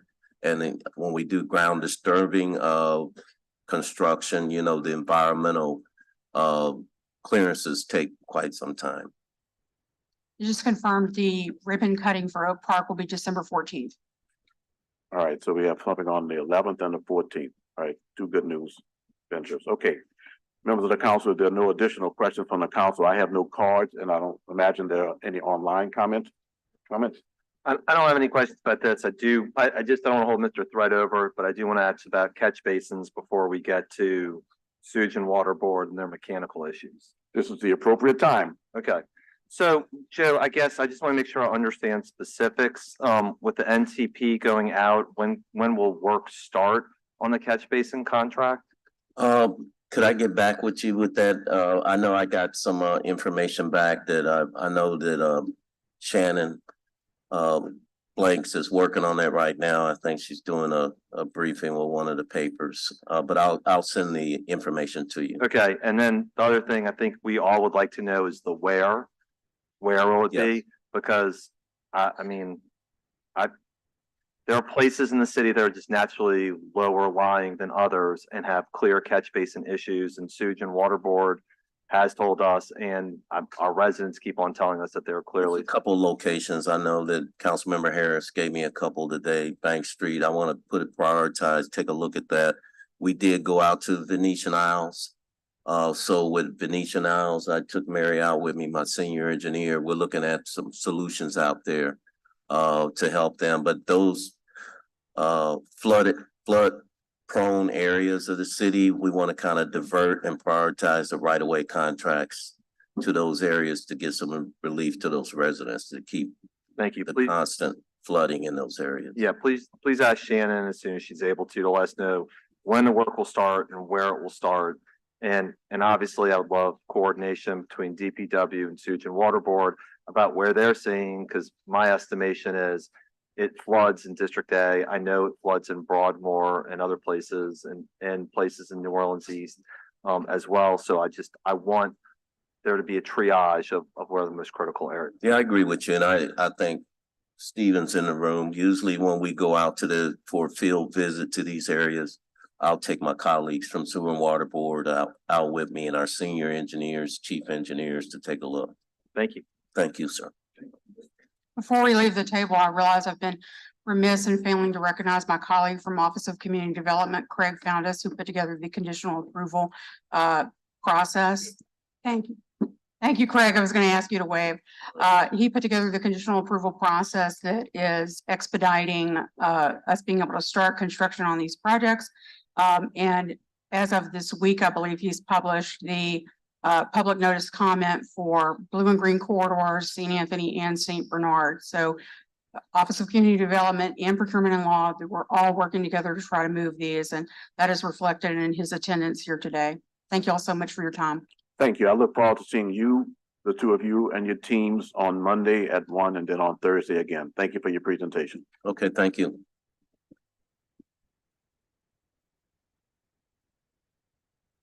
I'll turn the meeting back over to our council president, Mr. Morrell. Thank you. Next up, we have the final item on our agenda, which is item number, I believe it's number 5, yes, which is the presentation by Sewage and Water Board regarding the recent turbine failure, along with the cause of the mechanical issues and estimated return to service dates. So once your team is at the table, if you could please introduce yourselves before we begin the presentation, that would be appreciated. Thank you. Good afternoon, Mr. Chair and members of the committee. We appreciate the opportunity for being here this afternoon. Joined at the table with me is Grace Birch, who is our communication director, Steve Nelson, deputy general superintendent, as well as our interim general superintendent, Ron Spooner.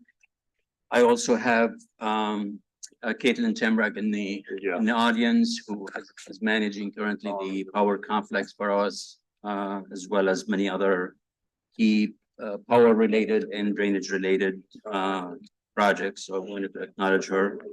I also want to take a quick minute and acknowledge the 4 board of directors who are here on our behalf. Focus Loss, Janet Howard, Alejandra Guzman, and Tyler Antrop. 2 actually of them had to leave, but wanted to acknowledge the fact that they took time to be here to not only support us, but also to have a firsthand experience of the dialogue and how important this is for us. So I'd like to start by acknowledging why we're here is to talk about the event associated with the Saturday rain event. And we're gonna delve into it as deep as you'd like us to. But first, I think it's important to note that the key focus surrounding that event is the communication piece. And what I tell myself and I told my staff, and they all are in full agreement that if if, you know, regardless of what we think, how we're communicating with you, you tell us that we're not communicating enough, we're not communicating enough. And we certainly have to do better at communicating with you and the public. So what we're hoping will happen today is find that balance. It's allowing us to understand what your expectations are more definitively about the power related issues, about the drainage system as a whole, other issues that we manage on behalf of the city. So I'm hoping that this will be a very productive dialogue as we go into it. So we appreciate the opportunity. Yeah, I guess, Kassan, I want to say thank you for starting by apologizing. I think that always takes the wind somewhat out of all of our sails and recognizing that things can be done better. This is sort of just where I am. We live in an unpredictable weather world now. I've mentioned this during budget hearings, that we had a recent storm that hit Acapulco and looked like it was going to be a Category 1, and it wound up being a Category 5. Councilmember Morel just said we live with climate change. So I think we have to assume two things until 2025. Number one, that the equipment that you're working with, as you show on the screen, is older than the entire council put together. And we know it is going to break down. And so what can be done on a contingency basis to help either mitigate that or to have supplemental power, number one. And then number two is whatever the internal and external communications that need to be done between Sewage and Water Board, NOLA Ready, the city, and I want to be clear, I think this is an all hands, not pointing the finger at any one person, that everybody's able to get out alerts to the public as quickly as possible. Because this is, again, my sense from fielding phone calls, text message, emails in person over the last 72 hours, is that people understand power is coming. People understand that some things can happen, but it's the lack of notice to be able to prepare. That's one. Two, I'll just candidly say I've never seen meteorologists before say publicly, we told you so. So that's a little bit of an interesting phenomenon for them to come out and be so at the forefront about it. So I guess what I would say, and I don't want to speak for any of my colleagues, is that rain events are going to intensify. Even things that may look like they're going to be nothing, we all have to treat all of them, particularly until we get up to the substation, as being an issue. And I know Park and Parkways may not want to hear this, but that we lift those restrictions for neutral ground parking. We alert people, and I think Councilmember Green just said it's an over communication scenario. And if nothing happens, knock on wood, everybody's great. But if there is a problem, that we're letting people know as quickly as possible so they can make their own mitigation decisions as quickly as possible. I mean, I think you're spot on in terms of describing what the next year or two will look like. I mean, our system is fragile. It's gonna get probably more fragile than it is today.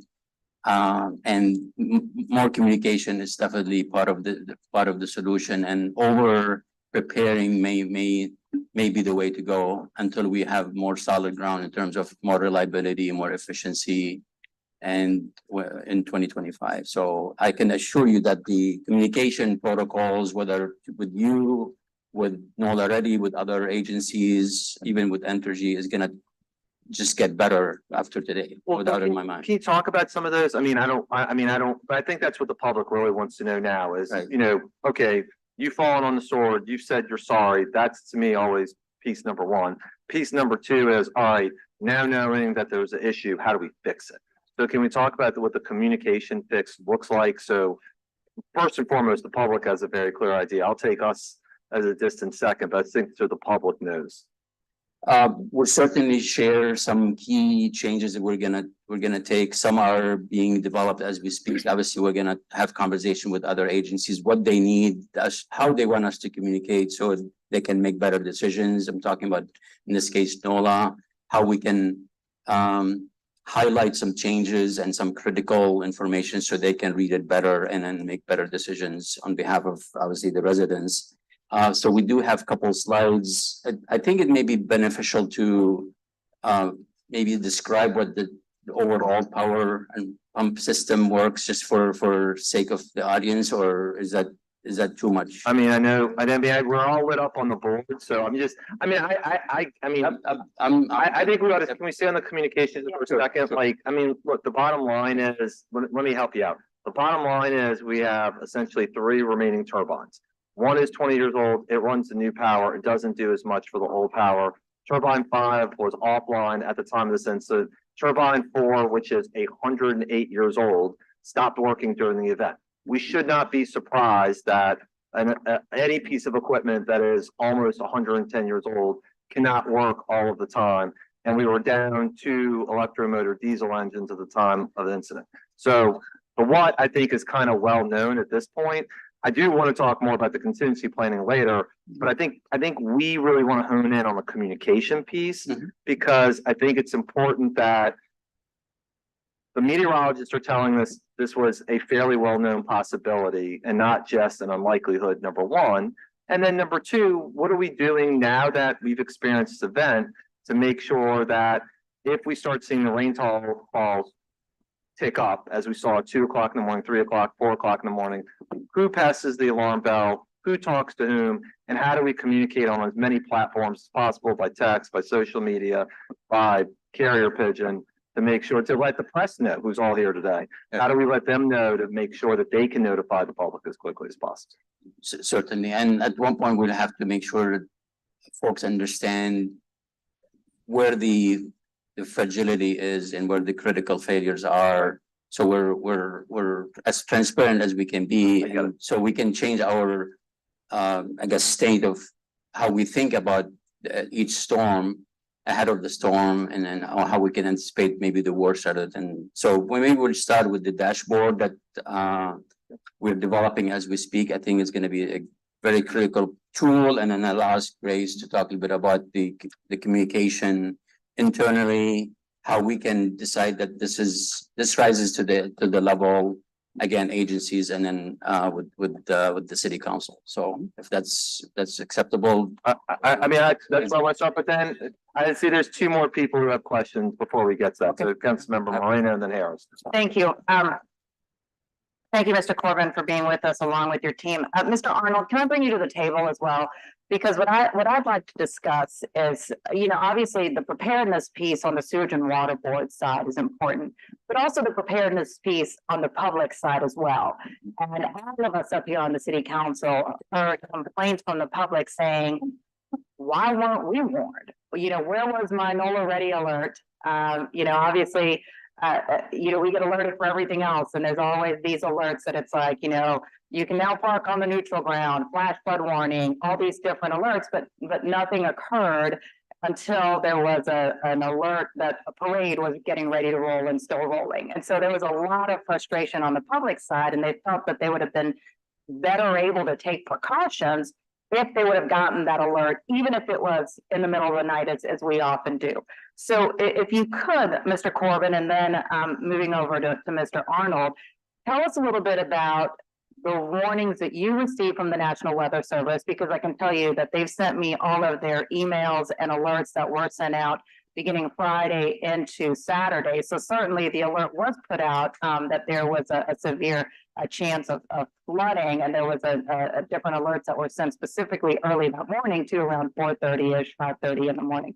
So tell me about the preparedness on the sewage and water board side. What type of also communication did you have with NOLA Ready? And then on to you, Mr. Arnold, what happened with the lack of notification from the NOLA Ready system? If I may defer this question to Ron, only because he was the most intimately involved in terms of the preparation. Sure, anyone on your team, that's fine. So, Hey, Mr. Spooner. Ron. Thank you, Councilmember Moreno. That's a very good question. Quick thing relative to the National Weather Service and in the meteorologists, and Colin Owen is exactly correct. We do get weather alerts, National Weather Service, days before, weeks before, days before the day of. Thursday, quick timeline we just do. Thursday, we did get a National Weather Service indicating rain was coming to Friday and Saturday. The board went through its weather preparation, our rain load data, because what we've been doing we call dry weather.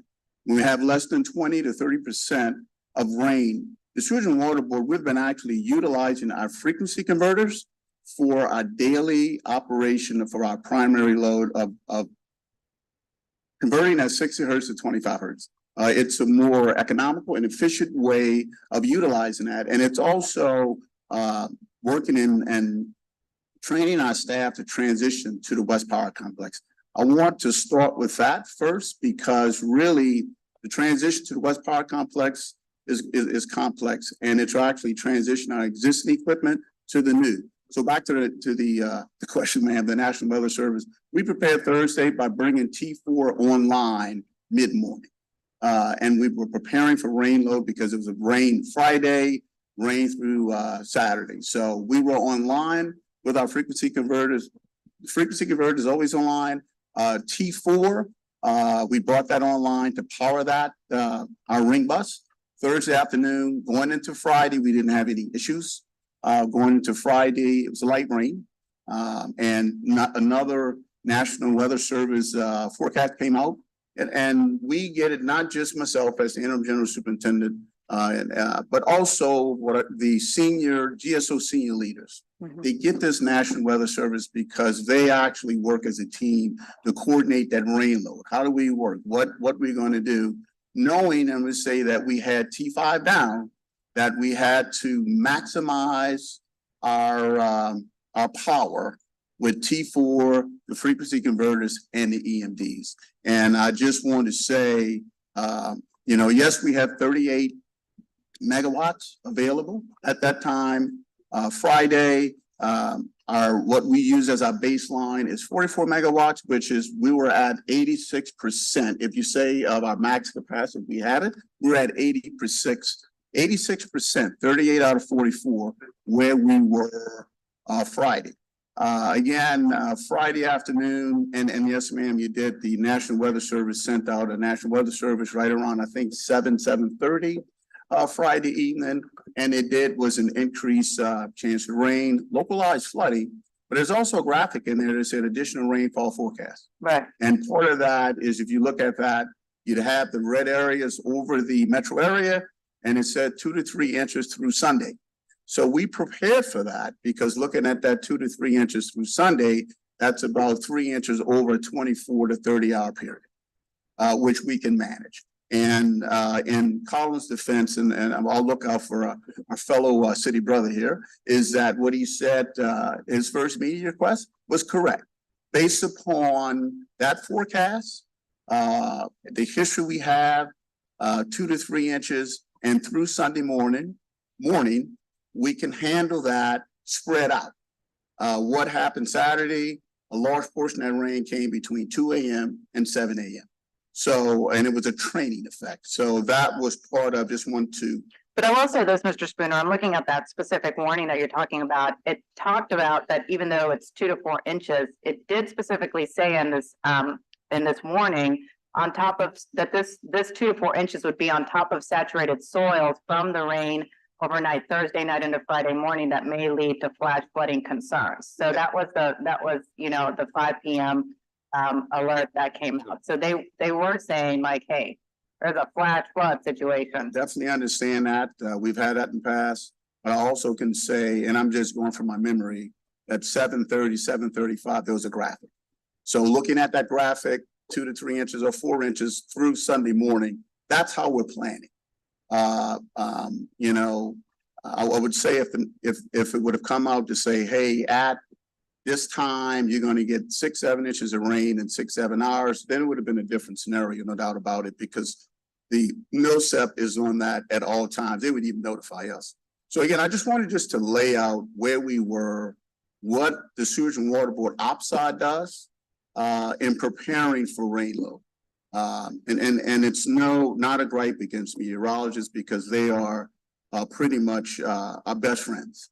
Not just at the National Weather Service, even the local meteorologists, which I pretty much look at our flip channels there, because they know the city, they know the topography of the city, and their insight is actually a very good, just as good as the National Weather Service. So just a pubs out to that. So I just wanted to lay that out of how we prepare for a rainstorm going into Saturday morning.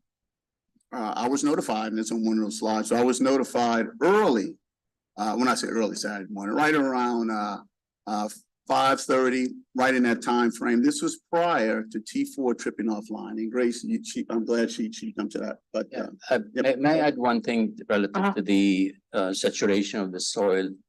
The way we describe our capacity is that if it hadn't rained for a long time, our capacity is the first inch of rain. that's correct. We can manage with no issues whatsoever, and that diminishes to half an inch or half an inch per hour for indefinite periods of time. If it's that steady and consistent, we can manage it without any problems. It's that fluctuation and the intensity that challenges the system. So when we saw the amount and the duration, we didn't see intense rain there. I mean, this is not an excuse. It's just describing the state of mind and the way we prepared.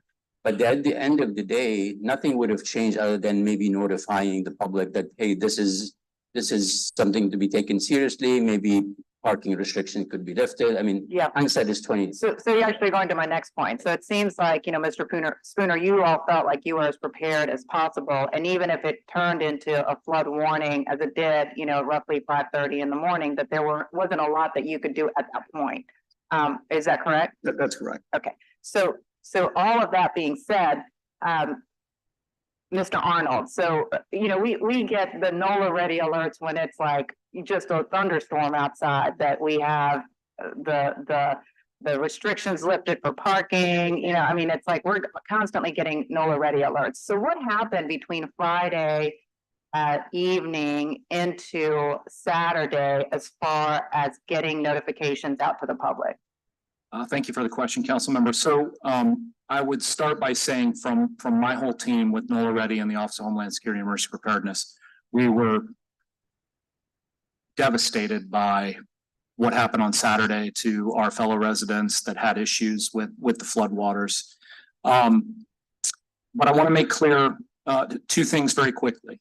One, any alert about flash flooding and others are coming from the National Weather Service. I will speak to in a moment things that we can do to amplify those messages, which we do through social media and other means. But those are separate from the lifting of parking restrictions. That is something unique to the city that was tasked to the Office of Homeland Security and Emergency Preparedness when it started in 2017 after the August 5th floods. That's how long this lifting of parking restrictions kind of messaging has been going on. Since August of 2017, we have lifted parking roughly 90 times. Sometimes it's for an evening, a few hours for a rainstorm pass through. Other times it can be multiple days, such as with a hurricane or tropical weather that comes through. We may lift parking on a Monday and then reinstitute it, lift parking restrictions on a Monday, reinstitute it on a Friday. So about 90 times over the last 6 years, we've done this. Fortunately, many of the times, including all of the times this summer, which we've done about 6 or 8 times, it has been more of a drought year, obviously. We've done that based on what we see from National Weather Service and a specific amount of rainfall over a specific period of time that we did not see, I did not see on Saturday. I will also validate or at least attest to what is being said by Ron and by Ghassan, and that is that during that morning didn't see exceptional rainfall rates, which is what we're traditionally looking for when we're talking about flash flooding. What we saw was kind of a constant rebuilding of a particular cell that dropped down from the majority of the weather, which was on the North Shore. I will say at this point that there was some media that I questioned the National Weather Service's forecast. I'm sorry that if that I ever, I did not mean to do that. I trust the National Weather Service. I trust their forecast. I've reviewed everything that they sent out that week. I looked at it that week. I will say my concern moving into Saturday, including up to Friday night when I called the Weather Service and got an actual voice-to-voice weather briefing, was I was more concerned about the tornado watch and about lightning than I was about continued rainfall. That was an error on my part, given the circumstances that occurred. So the bottom line is that a warning didn't go out to lift parking restrictions and for people to move. I was up at 3 a.m. Looking at the weather following this. And by the time I knew that, and I didn't know about the power issue, but the time I knew that something was not right with what we were seeing by looking at rain gauges and looking at rainfall accumulation totals, that was when the flash flood warning came out. I believe it was about 5:18 in the morning, which is the actual flash flood warning. Any other talk about flash flood is advisory in nature. It's for an entire region, from Baton Rouge to coastal Mississippi counties, from the North Shore to the Gulf. What we do at NOLA Ready and what we've done in the past is try to take a regional forecast from the National Weather Service and put a human interpretation on it for the city of New Orleans, because that is who we answer to. NOLA Ready is for the residents and visitors to the city of New Orleans. Moving forward, I think that what we have to do is reduce that human interpretation and just do automatic messaging and alerting based on exactly what the Weather Service is telling us. That's what I've directed my team to do in the aftermath of Saturday. And so what I would anticipate is you will see much more frequent weather alerts and lifting of parking restrictions moving forward.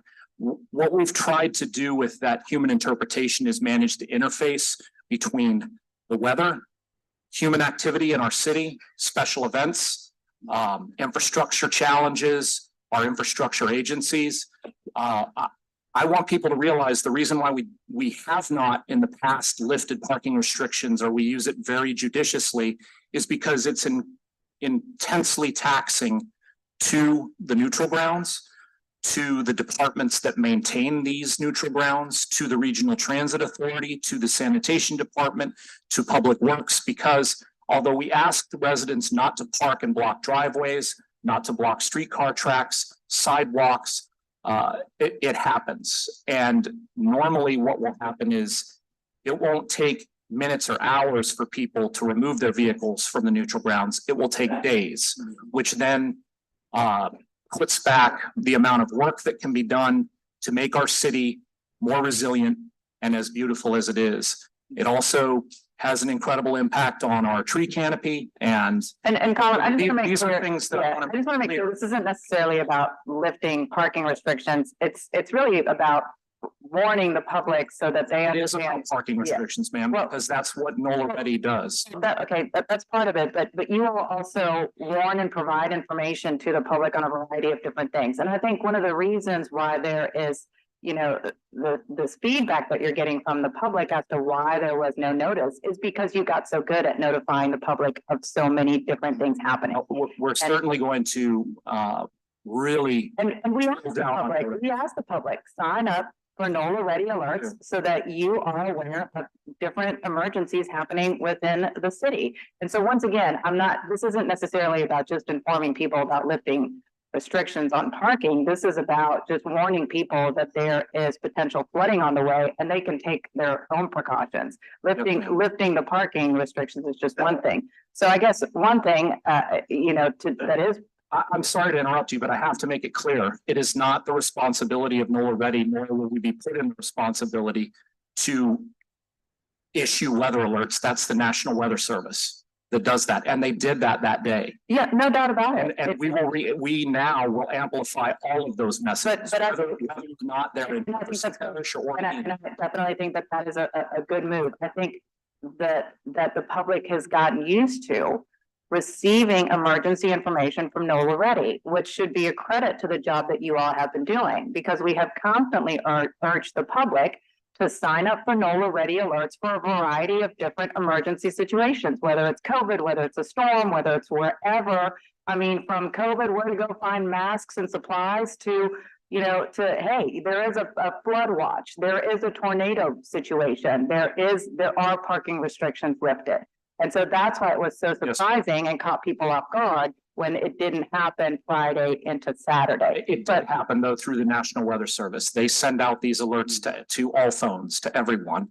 So but what I do commit to you is we will certainly from now on, moving forward, every notification we get from the Weather Service will be put out through NOLA Red. I'm gonna turn it over to Councilmember Harris, but then, and I'm glad that you're doing that, but then at the same time, we should have then been constantly urging the public to just go sign up to the National Weather Service alerts instead of ours, but we had been sending weather alerts for quite some time. Thank you. Yeah, I not to pile on Colin, because y'all, as Council Member Moreno said, y'all do a good job, but I'm looking at both your Twitter and Facebook feed, and there was nothing mentioned about this. I mean, the last thing is on November 7th, the National Weather Service forecasts indicate that fog potential will increase Tuesday night. This is about fog. And then 2 hours ago, you tweeted and Facebooked about joining this meeting. My question is this: what coordination happens between the Sewer and Water Board and NOLA Ready? Because as Councilmember Moreno said, and we all understand, we urge everybody to sign up for NOLA Ready because we rely on you all so much to put out information. So I'm looking at Sewer and Water Board slide, and they said internal confirmations began at 7:30 in the morning. There was a first tweet at 8:19. There was a press release sent out at 8:55. There were social media next door posts, and then a press conference at 3:00 p.m. But none of this got on NOLA Ready. And I get that it's, I guess, not your job, but it really is kind of your job to amplify. We will do that. This information that the Sewer and Water Board put out, because frankly, not everybody follows them.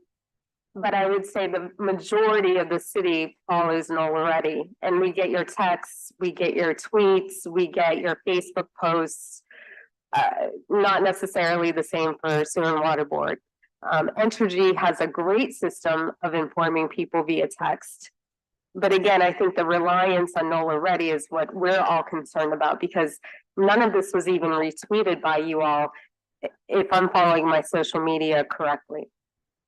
So I guess the question is, will you coordinate in the future? Will there be a line of communication between Grace and you all to say, okay, we're gonna put this out on next door at whatever time, NOLA Ready, you need to know so that you can retweet it at the very least. Yeah, not only we're gonna coordinate more, I think the thresholds and the standards are gonna change, so we are more conservative with warnings and alerting folks to watch for the likelihood of situations. Again, because we're going, the next few months are gonna be even more fragile because we have one of the two turbines ready. So if the likelihood of one going down is good. I mean, nobody should be surprised that any of them do go out. And so with just one available, it's gonna be even more crucial, even though it's not the only source of power for the 25 hertz pumps. It still reduces the redundancy significantly. So we have to be more diligent about alerting our customers and the public. So that commitment from us. I don't want certainly false alarms to go out or people to be in a heightened state of paranoia. But in this case specifically, we knew the pumps were out. We saw that there was flooding happening. And again, NOLA Ready just didn't say anything. We're trying to tweet, we're trying to do everything that we can, but not everyone follows us like the city follows NOLA Ready. I guess, let me maybe. Can I address one thing with Councilmember Harris? And one thing I failed to mention, when the flash flood warning came out, I want people to understand that the flash flood warning was sent to everyone's phone through the National Weather Service. They don't have to subscribe, it's automatic. It comes through your phone, similar to an Amber Alert. But, and I'll go back to this again because it was continuously brought up in the media, the parking restrictions thing. I'm not going to send people out in the middle of a rainstorm to move their vehicle. That's not the way NOLA Ready works. And so with this specific weather event, the timing just did not work out for us with that notification. Yeah, and again, I reiterating Councilmember Moreno, I don't think this is necessarily about the parking restrictions, although, you know, people's cars got destroyed because Seems of to that. be about it because that's what everyone has commented on is parking Well, restrictions not being. the media is commenting on that, but more importantly, I think the fact that people needed to know what was happening and relies on NOLA Ready to get the information. Yes. I think that's where I'm at now. You know, the parking restriction is one thing. Sure, you're not gonna send people out in dangerous conditions to move Right. their cars. But people need to know that danger is coming and that, you know, it's important to stay vigilant. And again, I go back to, we rely on you and your team to make sure that we can stay vigilant. Yeah, I guess, let me take a couple steps back. So going into the storm, I don't think people realized, in my view, how precarious the power situation is and was. That's number one. We've got to fix that from a communication standpoint right now and going forward, and knowing that 5 is supposed to come back online in 5 or 6 days. December 15th. December That's a 15th. scheduled date. All right, we don't know how long T4 is going to be down. Not at this time. Still All right. evaluated. We have 2 electromotor diesel engines, that 3 that have problems. We have No, no, three. three on- 3 online, but 2 that are unavailable. Okay, so this is kind of where I am. Is I'm looking at rain totals that Curo assembled for me. Mhm. And it looks like really about 4 o'clock became the witching hour, both in terms of the fact that the rain started intensifying at that point, and the fact that we lost power for the first time at 4:30. To me, that was the point at which, irrespective of National Weather Service, what anybody predicted, forecasting, whatever, that there needed to be a collective decision made that A, we have a problem, B, we are in a precarious situation, C, we need to alert the communication arms, including NOLA Ready, to amplify the message. And then I think D, Colin, you kind of hinted at this, but I think we need to get this message out too, is if we say that we can expect you to be there on a neutral ground from pick a time, 4 a.m. to 10 a.m., then we need you to move by noon, right? I mean, I think we need to start, I think if, to your point about not getting all of those problems, but I just think right now we're at a point where we are dancing on the head of a pin when it comes to the power. And I know you all are trying to manage the power as best as possible, but the power is super old and rain is intensifying. And so in my mind, what needs to happen is knowing that the power is going to fail. It is going to fail more likely than not. Then what are we doing when rain intensifies to give people as much notice as humanly possible? So Colin, the mayor's comms team, the council members, the press can spread the message as quickly as possible. Is that fair? Fair, yes. Oh, Ron, you want to say Yeah, something? and that's a fair statement. And thinking about going into this weekend, looking at a local meteorologist that they're saying 1 to 2 inches of rain.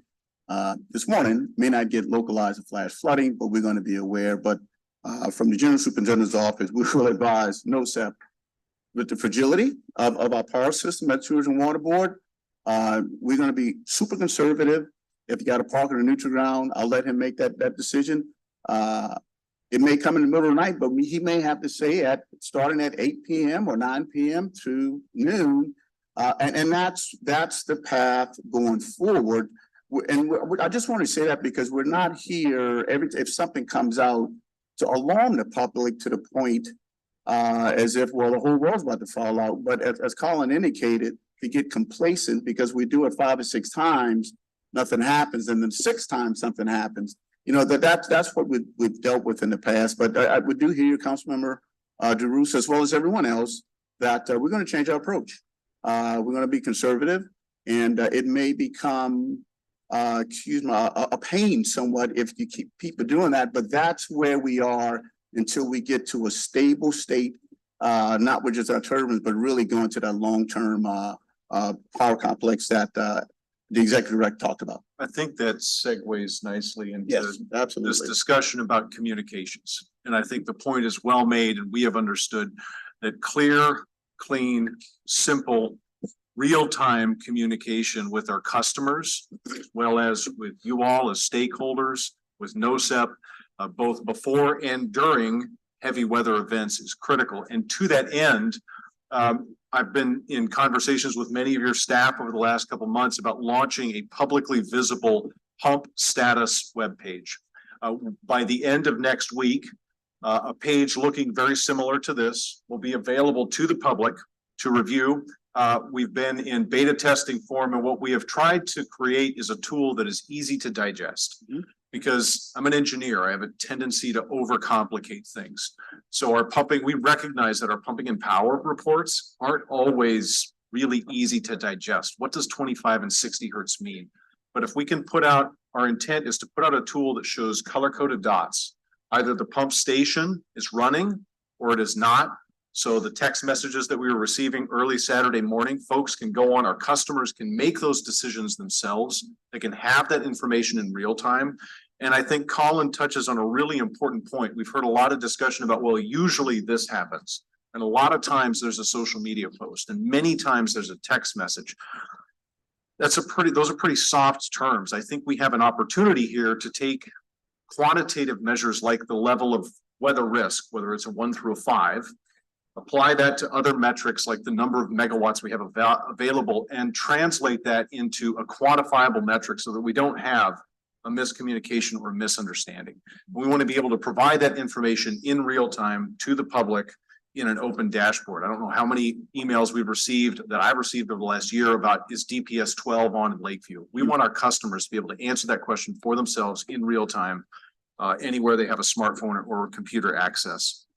I also want to be sure that we've already had initial conversations with NOSEP on quantifying these metrics. We will be sitting down and meeting because it is a citywide issue that we want to be sure we take into account things like event intensity, that we're providing all of the information that NOSEP needs to be able to develop these metrics so that we can communicate that effectively and clearly. With all of that said, we can't emphasize enough the importance of being aware. We do have rain in the forecast this week. And so until this dashboard is up and running, until T5 is up and running, we're going to be keeping a very, very close eye and very, very close communications between the Sewerage and Water Board and NOSEP to make sure that if there is any significant threat, because you're correct, Councilmember, we don't want to have false alarms, but we do want our customers to be informed. Well, I want to add one quick thing, and it's more of a contextual point. I'd spoken previously with Councilman Jeruso about this, but I think it's important to reiterate. Councilman Jeruso, in his time as chair of the Public Works, saw this coming. And I say that in that this reminds me of when the previous council and this council was in a protracted battle with then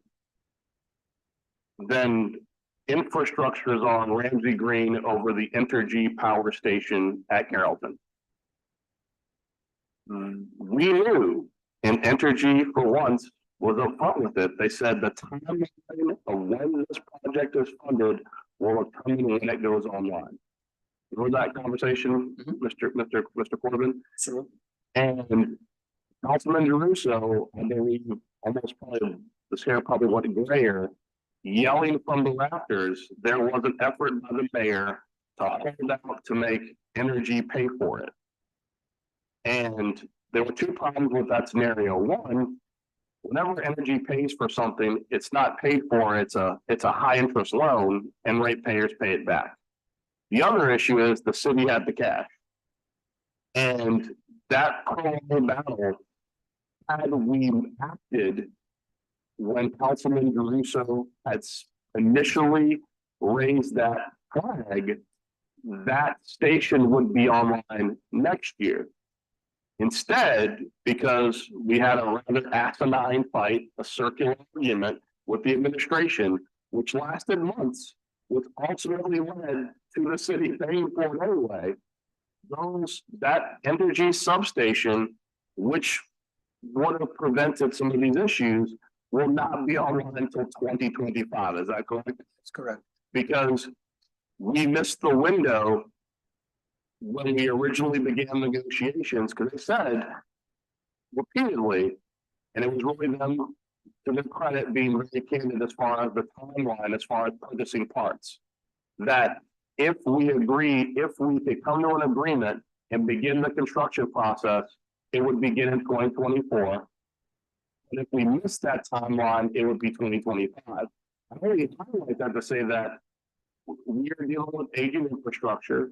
We are doing our best to mitigate the challenges that deal with aging infrastructure, but the catch-all, the backstop to these challenges will be that substation that now, instead of being up in 2024, is now going to be up in 2025. Yeah, I mean, that what you're highlighting is spot on. I think it's important to make the important distinction. The substation itself will come online next year sometime.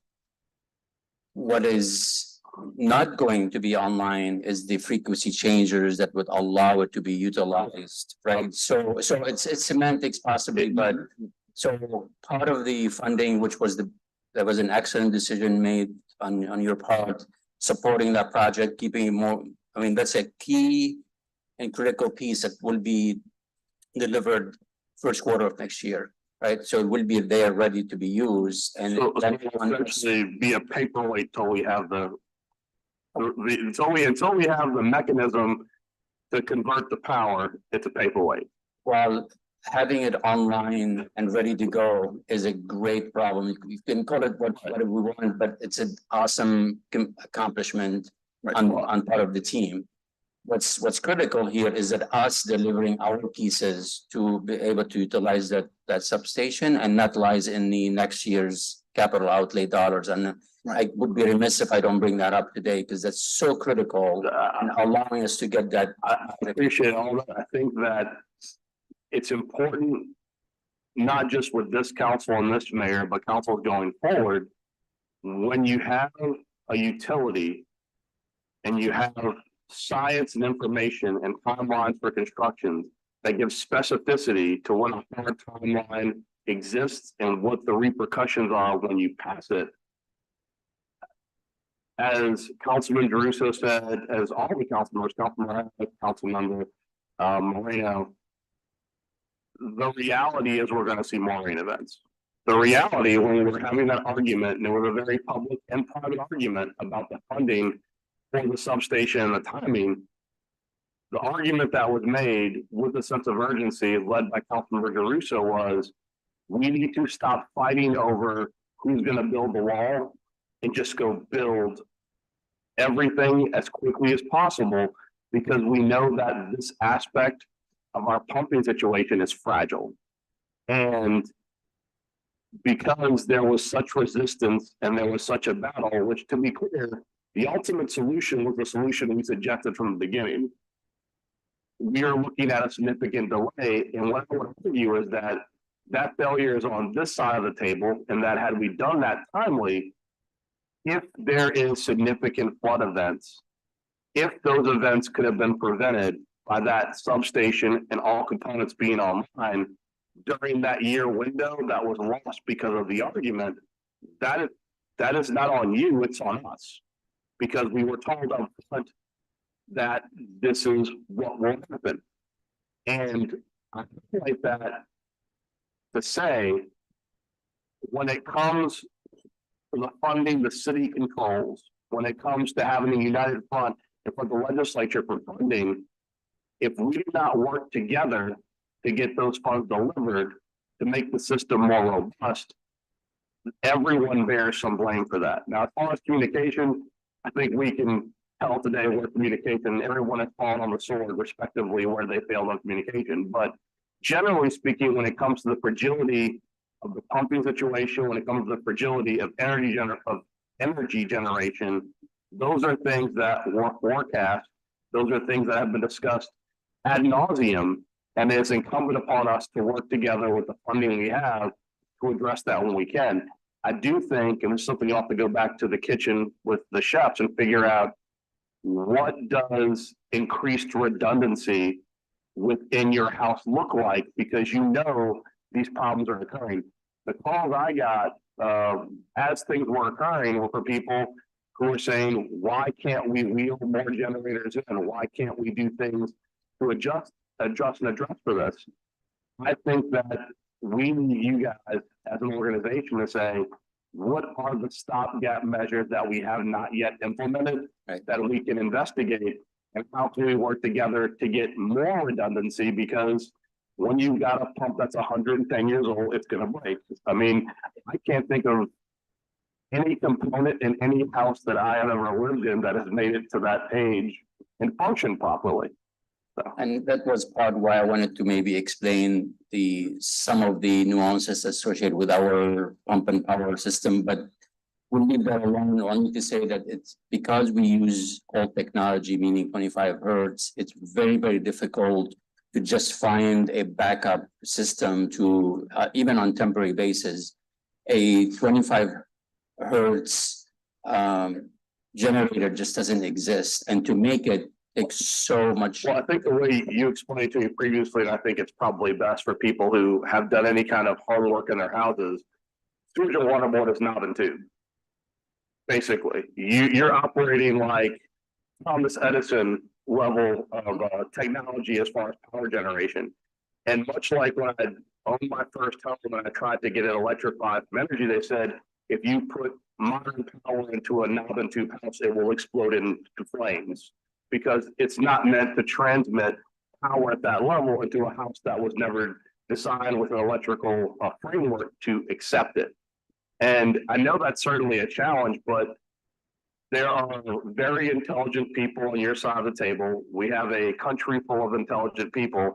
There has to be, I know there's no permanent solution other than the power station, but we're going to have to figure out some new way with tape and bubble gum to have a backup to our existing turbines, because they're a challenge. And we know they're a challenge, and for people who are paying a tremendous amount of money to the city of New Orleans, it's not enough for us to simply say, well, it's going to go out and you're in a flood and that's just life. And I mean, I think, I'm not saying that's what you're saying, but what I'm saying is that it's incumbent upon us on both sides of the table to exhaust every possible avenue to find additional backup generation for y'all.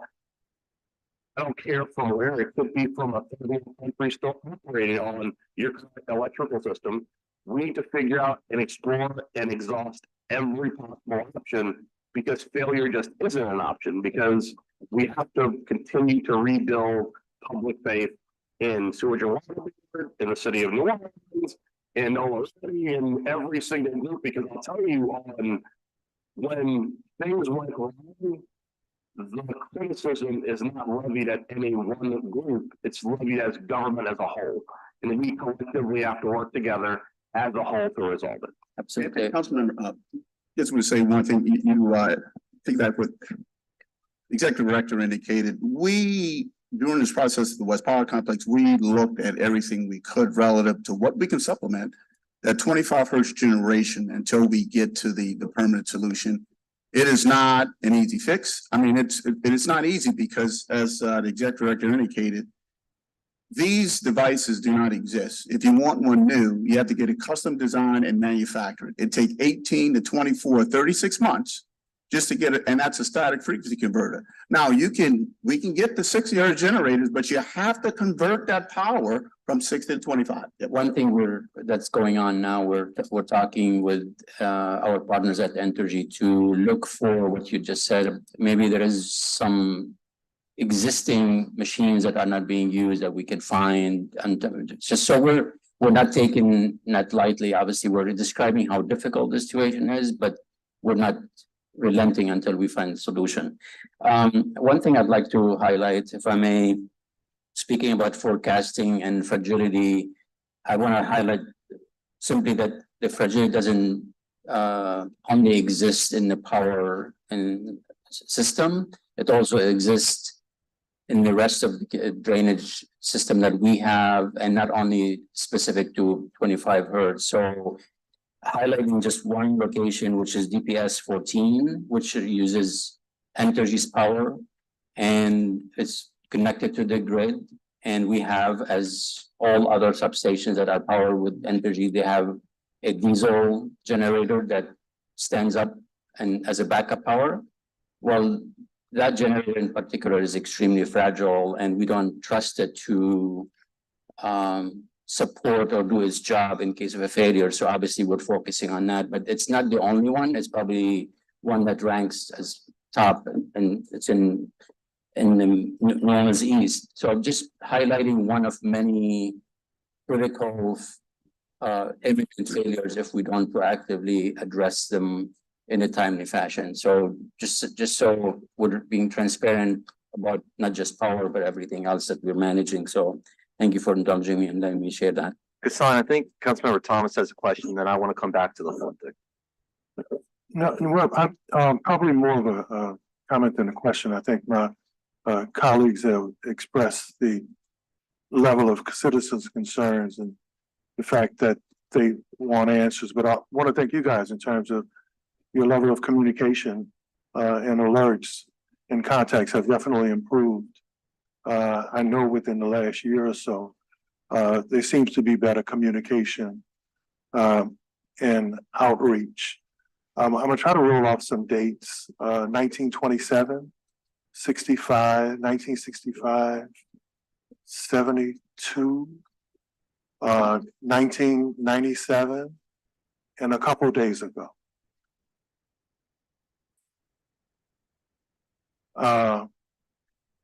This isn't a new issue. It's an issue that seems to happen quite often. And more breaking news. I'm gonna make a prediction here. When 25 to 60 is done, nature is gonna have a weather event, and we're gonna question why the 60 didn't work. In Houston Smith's book, Confucius is quoted as saying, nature does not have to insist. She does whatever she wants. And I'm just saying that for the public to know that until Jesus is elected and he's able to part the water and hold back the hurricane. And someone who's a lot smarter than me reminded me that this is an age-old discussion, right?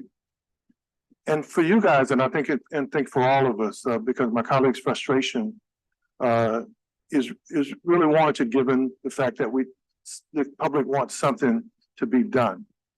When you talk about resiliency, sustainability, and living with nature, the solution is not in your agency, maybe alerts and education and better systems are.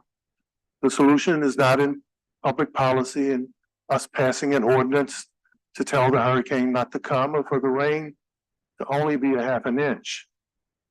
The solution is in how we live and how sustainability and resiliency is a way of our life, right? How we begin to understand and educate our children in our relationship with nature and weather patterns. And that's not going to be quotable for our press here because that's not the political thing to say. But the reality is we have to do a better job of preparing our public to live in and with a changing world. And when Confucius said in 637 BC that nature does not have to insist, that was an alert, the ultimate alert, in that no matter what we do, she may just get up and rise up and there won't be anything we can do about it. But it doesn't mean we can't be educated in terms of how we live with nature and how we prepare the next generation. So at some point, there has to be a level of education and outreach that will have more of an impact than changing from 25 to 60. More of an impact in terms of our canals and drainage and how we deal with alert systems, but how we conduct ourselves in our relationship with nature. Son, I want to get back to the question, and I'm going to do something the administration will not like, but that, ask my family, I do stuff they don't like all the time anyway. If the city funded the $29 million that is being requested in state capital outlay now, would that move the project timeline up any? In other words, if we could put the money in Sewage and Water Board's hands in the next 30 to 60 days from available funding, would that move the timeline up or is that really irrelevant? I welcome the gesture and I would work we'll try to work magic to make that happen. I mean, it would be too premature to say yes, but it's more likely and definitely a shorter delivery time but that would be certain. By how much, I mean, we'll have to, I mean, Caitlin is probably working numbers in her head as we speak, but yes, the project will be delivered, if nothing else, at the beginning of the 2025 rather than the middle of. I'm just looking at my colleagues. I realize $30 million is a lot of money, but it is in P5. It is supposed to be the city's priority to be moved to P1, assuming everything goes perfectly in the legislature and there are no issues whatsoever. The earliest the money would be distributed, I'm looking at council members Morel, is July. Oh, So maybe October. yeah, right. I mean, I think it is incumbent upon us as a city to have this conversation now. I think Councilmember Morales pointed out that we were unduly delayed on getting the frequency changer money, and that backed things out to 22 million. In fairness, Energy pulled out of the deal, so we had to squirrel away the next 30 million. The council has been redirecting fair share money to help provide for the substation to come online. But I'm of the mind that what I've heard here today is that you're going to do a better job on communication, but you're at a pinch point because you have one turbine that's 65 years old and another turbine that is 108 years old. And to Councilmember Morel's point, I can't go back and change the hands of time, but I sure as hell can make things speed up. And I just think we have to be in a priority mode right now. And I mean, and candidly, I know for people listening, there'll be a lot of advocacy groups who are going to say, if you can give money to this, then you certainly have money for that. I would say they're not necessarily wrong, but there's no more crisis that affects all of us than having clean water, sewage that works, and drainage, and not having Colin have to worry about, does he have to send out an alert at what time? So I just want to say right now that the gauntlet is being dropped, and that I think it's incumbent upon all of us to look forward to how we put this money in your hands, get the IOU from the state, and get things moving as quickly as humanly possible.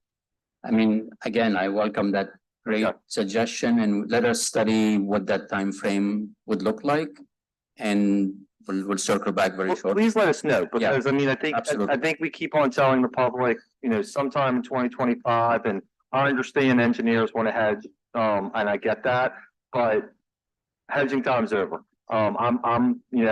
That's why I push so hard on DPW about the catch basins. That's the first line of defense. That's our original green infrastructure. They've got the money available. That needs to be done. And now if we have the money available, which we do, in my view, in our capital bonding capacity, and this is a citywide issue, it's not a district A issue, B, C, D, E, it is a citywide issue, then we need to know, by giving the money early and getting a concomitant promise from the state that they're going to fund this as a priority, how much faster does it push everything up? Absolutely. One thing we've demonstrated is that this team, if you give them the money and the funding, they will execute. Okay. So, well, and right now the substation's on schedule. Absolutely. Right. I mean, I want to say that out loud because, I know there's a perception that you give government money, it gets sucked sideways and things aren't happening. But in this instance, I'm going to ask it a second time. The substation is on schedule. Is on track 100%. Okay, thank you. I have one more comment, and it's coming from Twitter, but also my own little text message research. I didn't get, and I don't think a lot of people got, an alert from the National Weather Service via text or any other communications. So I just want to make that clear that a lot of people did not get it. I didn't get it. I just checked. Twitter is saying they didn't get it as well. So we need to, I know it's not you, Colin, but we need to make sure that the Weather Service is tightened up and that they're pushing things when they need to push them. So thank you. I will reach back to them and see what the issue is. Sometimes it is also the setting in people's phones. They turn it off, maybe even inadvertently, but I will check on that. And I literally just checked the National Weather Service online and I've gotten like all kinds. I did not get one. I'm now aware, obviously now aware of the fragility of the power, moving into this, winter with an El Nino winter, which is, projected to be, wetter winter. We will advise the public on these issues, frequently. I appreciate it. Thank you. Mr. Chair, I have a question. And we'll go through the slides in a second, but I want you to know that I just want to get clarification. The public wants to know. A lot of people didn't pay attention to the fact that it also flooded in Jefferson Parish, but that there's a connection between Jefferson Parish's system and the Sewage and Water Board. And so for the sake of publicly explaining what that connection is and allaying the fears of anyone that it also puts pressure on our system, if you could explain that, I'd appreciate it. Certainly, one of our drainage pumping station, DPS 6, actually drains part of Old Metairie, about 2,400 acres worth of land. And when we are struggling, and then in this case, we lost power to some pumps in that station, just like our streets flood, so does their streets. So they're working on an alternative drainage system that would be independent, and then is a welcome approach, because then not only they will control their own destiny and their own drainage maintenance, but also it relieves our system from what they run off into our city. So, but it does remind you of how we're intertwined with our suburban neighbors. Absolutely. That we share a system of number 6 that provides relief, and both to Jefferson Parish and Orleans Parish. And there are some times that there are reasons to bring up the negative, but that's a good example of the fact that quietly we have been providing a service to our neighbor through the Sewage and Water Board that has maybe until not so long ago not been paid attention to. So I just wanted to bring that up. Yeah, absolutely. And would love to continue, especially with the improvement that we're making, that will be more reliable, more dependable, but they're choosing to explore other opportunities, which is totally their prerogative. Okay. Are there things that we can do in areas where we know it's going to flood? Of course, catch basin cleaning, but I just want you to think about other things that we may do. We kind of know in some areas it's not going to flood as much. New Orleans East, for example, I know Councilman Thomas is saying great, but but there's something that's going on that's special in New Orleans East, for example, it doesn't flood. Maybe it's the gigantic drainage canals, maybe it's the proximity to the lake, but maybe it's some other things. And I think, again, I ask a lot of questions for the public, less concrete. Yeah, definitely less dense as well. Right. And so the public kind of wants to know, and I ask those questions, is there anything that we can do in areas that we know it's going to flood, that we have a pretty good idea it's going to flood? Well, certainly the catch basin cleaning on a regular basis. We're not reacting, but we can be proactive by having DPW touch those basins on more regular basis, run a model to see if the size of the pipes is adequate. Certainly us paying more attention to the levels of the canal in those areas and making sure that we're more attentive or remain attentive to those areas. Beyond that, I mean, the low-lying areas are going to be more susceptible to flooding. Right. It's just the public asked. We get a lot of responses, and I just want the public to be able to know that there are some things, but there's certainly limitations. But it's also important to recognize that while we have flooding in some areas, and I don't at all minimize, don't go on next door and say he minimized the flooding that takes place wherever it's taken place. I'm not saying to you, I'm saying to the public, those who do that.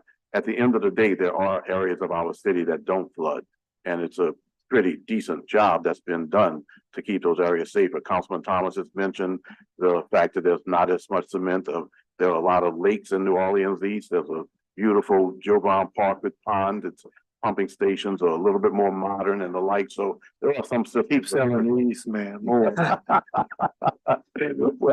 There were things that we can work, that we can live with, or that we can learn from in areas where we don't have some of the same concerns. Again, that's not to minimize it. We don't want to have flooding anywhere in our city of New Orleans, and we're working together with you.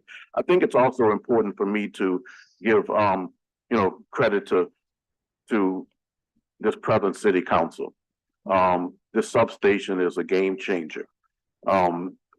It's important to recognize that it's not going to solve all of the problems, but whereas there could have been investments of money in other areas and we could have continued to fight the energy fight, at the end of the day, this council stood strong and spent monies that could have been going into other projects because we recognize and want our citizens to be able to live in an environment where there is less flooding, less opportunity for flooding. And I just want to applaud the fact that working with the Sewage and Water Board, that substation is underway. It looks good. We can't say that everything is going to be solved by 2025. We're going to continue to do this because in the city of New Orleans, we have unique concerns that you don't have in other cities and in other states, and we'll continue to address those. So I may have a question at the end, but I know that I'll turn it back to Councilman, the President, if he wishes to proceed with the thing. All right. You have some more slides, or do you want to get public comment? I think we're going, so, yes. Okay, so, public comment? Feedback coming back on, just to reintroduce. And absolutely, we talking about turbine 5, and we can look at that. She has that slide right quick. I'll be quick. Again, we're repairing turbine 5, and it's associated with auxiliary gear oil pump, and that's what we've said here. We've all said aging infrastructure. That's why that pump went out. It caused a failure, 60+ years old. We have rebuilt that pump in-house. Part of it we had to do in-house because we had to re-engineer. You can't buy this pump anymore. They don't even manufacture, doesn't even exist. So we had patterns. We had a spare pump in the warehouse that they changed out 25 years ago, which we thought was operational. When we tested it, it didn't work. So we scavenged parts from that, re-engineered from that. This is the new pump you see in that bottom slide. I like to give kudos to our operations staff, to facility maintenance, because it's a skill and a trade and an art that they've learned over time of fixing these old systems. And I'm glad we still have personnel in place with the knowledge, and we can call some of our retirees also to say, what did you do back then? That's how we got this pump and the motor back up and running. So that pump has been repaired. Currently, right now, we're working with our oil vendor to do a high velocity flush. That should be done by Tuesday or Wednesday of next week. Once that's done, then we'll drop that pump in there, test it. And that's what that schedule of December 15th is. So again, it's talking about aging infrastructure. Along with aging infrastructure, you still have to have that skill set to fix that. In addition to the skill set of maintaining the new infrastructure, a lot of electronics that we're doing right to answer that question. All right, public comment. We have Tyler Antwerp, followed by, I think, Mr. Schloss left. No, yeah, I'll take that. So after Mr. Antwerp, we have Ms. Howard. Now after Ms. Howard, we have Mr. Morgan. Thank you, City Council. My name is Tyler Antwerp. I'm here in my capacity as a resident of the city, a resident of District D, concerned citizen, taxpayer, customer of the Sewage and Water Board. And I want to start by acknowledging how tragic and frustrating events like Saturdays are for all of us and as residents of this city, but especially for those living in the lower lying areas that are more frequently impacted. However, it feels like Groundhog Day. I wanted to remind you that just 5 years ago, we were having this exact same conversation. That actually resulted in the whole house clearing of the leadership team of the Sewage and Water Board. And yet we're back here again today. How could this be? Because New Orleans City Council has continued its 40-year failure to appropriately resource our stormwater management systems.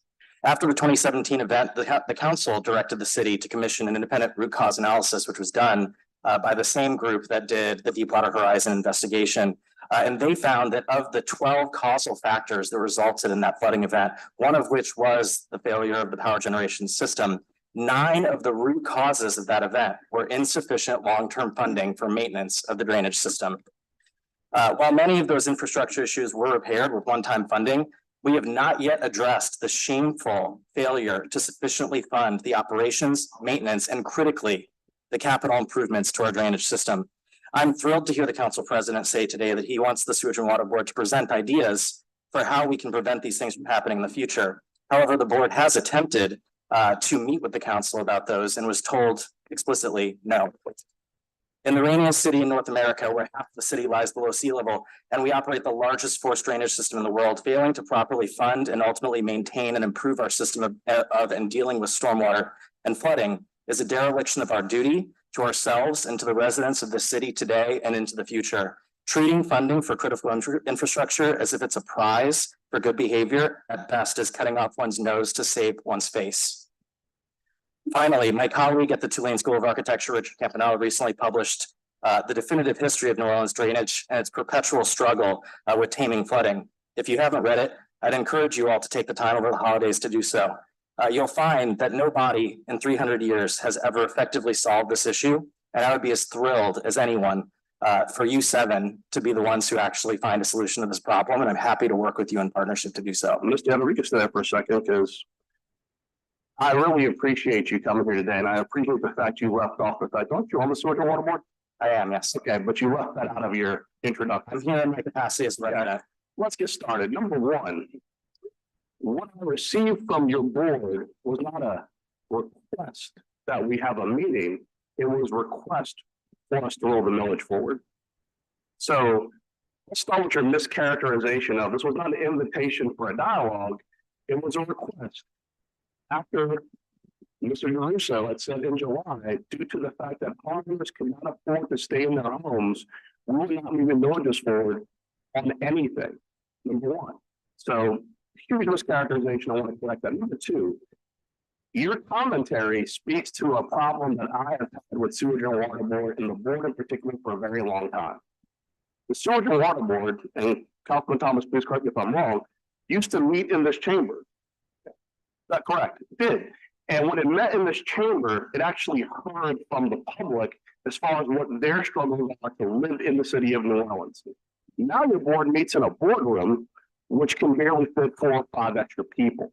I know that I've been in conversations with with State Representative Stephanie Hilferty to make the Sewage and Water Board start meeting me here again, because when you go on these diatribes about the council ignoring the plight of Sewage and Water Board, to say it's disingenuous would be generous. I have met with Mr. Gasson on multiple occasions. In fact, as I said earlier, Councilman Jerusalem and I fought the administration to try and get the funding for the electric generation power station faster than what was being allocated because we saw the urgency. The challenge we have as a city council representing all the residents of the city is that we have to both manage not just what is necessary, because every department in the city can use more money, but also what people can afford. We are at a point in the city of New Orleans between increasing utility costs, increasing property taxes, and increasing homeowners insurance where people cannot afford to live here. We don't get to sit in an ivory tower and say, infinite money solves all problems. We had the difficult decision. We told a variety of groups, all of which desperately need millage dollars, to say, this is not the year because we cannot afford to continue to lose residents because they can't afford to live here. We take sewage and water board funding very seriously. And throughout, I can only speak for my year and a half being here, 2 years, at every opportunity, when we meet with sewage and water board regarding funding challenges, we try to solve them. So to distill our position on the millage as representative of a hostile work environment, we're utterly discounting the crisis facing drainage in the city. I mean, it's breathtaking. But I appreciate you coming here today. I appreciate you talking at us. And I appreciate you not mentioning in your list of things that you're also a sewage and water board member. But I also appreciate that going forward in the future, working with Ms. Hilferty, you'll be back here talking to actual people and listening to their complaints like we do, because you are a board representing a utility in the city of New Orleans, and we have to take into account what your ratepayers are dealing with. So thank you. I appreciate it. I have a question. What's your email, Mr. Antwerp? Because I want to copy you on all the billing emails I get, so you can help be responsible. Yeah, it's Tyler Antwerp at swibno.org. Tyler Antwerp, ANTWRUP. There's no W. Okay. ANTRUP at swibno.org. Thank you. I will make sure you are copied on all District A emails regarding billing so you can help be part of that solution. Thank you, Councilmember. I appreciate it. Thank you. Ms. Howard. And after Ms. Howard, we have Mr. Morgan and then Mr. Katz. Okay, I just wanted to say that I am very glad today to hear the acknowledgement of the need for funding for the Sewage and Water Board. I think it's vitally important the public understand what the situation is with respect to drainage. Basically, the capital budget is $13 million a year. $10 million of that has to go to the Army Corps of Engineers every year to reimburse them for the sealer projects that have been completed. That leaves $3 million a year for drainage. This is obviously totally inadequate, and it's something that I think we all have to work together to try to address. You can't address the drainage problems in a city that's underwater like this with $3 million a year. I'd also like to sing the praises of Mr. Corbin for a minute. I've in the past talked to executive directors of the Sewage and Water Board who have told me how proud they are that the Sewage and Water Board is able to piece together with chewing gum or whatever, the ability to keep the electrical system operating. The electrical system was abandoned by the rest of the United States over a century ago when they went from 25 to 60 megahertz. Mr. Corbin is the first who's gone and addressed the real problem here. He created a plan to replace the antiquated system. He negotiated a complex arrangement, and he pieced together the funding from multiple sources, 8 of them to be exact. And you all have been working with him on that project, as have others. But I think we really need to acknowledge the work that has been done. Mr. Corbin, under his leadership, the Sewage and Water Board has also addressed some fundamental issues that have gone unattended for decades. For example, it is now introducing the automatic meter reading, which will be a game changer, both for the Sewage and Water Board's billing processes, but also for the residents who will be able to get information in a more timely fashion about what's going on in their home. He has worked on coming up with a strategic plan for the entity and also address the issue of whether our human resources and civil service system are working together in the way that is best for the citizens. I know that, there are many problems, but I think it's important to recognize that things are changing at the Sewage and Water Board. We need your help, and we are going to be coming back to ask for it again. And we appreciate all you do to help us with the power and other issues. Thank you. Thank you, Mr. Morgan, then Dr. Katz, and then Mr. Batista.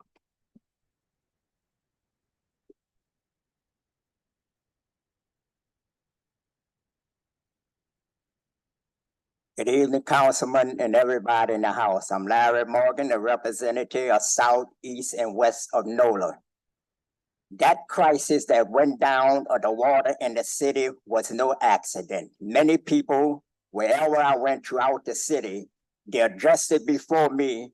They wonder and ask, who was monitoring and watching the pumps? Who was there to turn the button on? Because you see, that night, they had their party. And after their party, they went into the joint and partied again. This is the main question what you got to find out. Who was there to be standby to turn them pumps on? When you find that, then you could know the problem.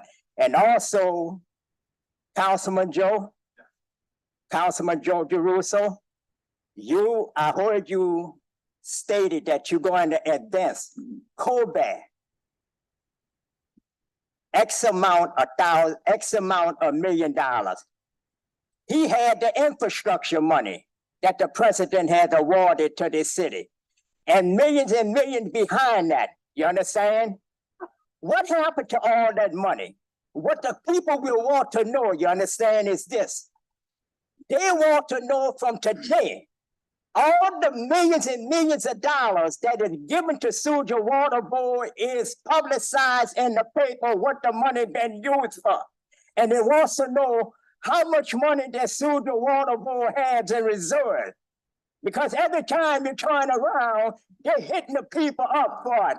And what is sad about the whole scenario is this: here you have COVID right here, gave itself a $54,000 raise, and then turn around and get on a time clock that I ain't never heard about and generated another $5,000. A person in that position, he cannot be trusted. That's why that we are in that condition. And you talking about giving him more money? Come on, Joe. Mr. Morgan, thank you for your Joe, but the reason is wanted. As long as you have this group here from Sewage and Water Board, you're gonna always have that problem. The problem is to replace this group that is before you because they're not in the interest of the people. Thank you very much. Thank you, Mr. Morgan. Next up, Dr. Katz, and after Dr. Katz, we have Mr. Batiste.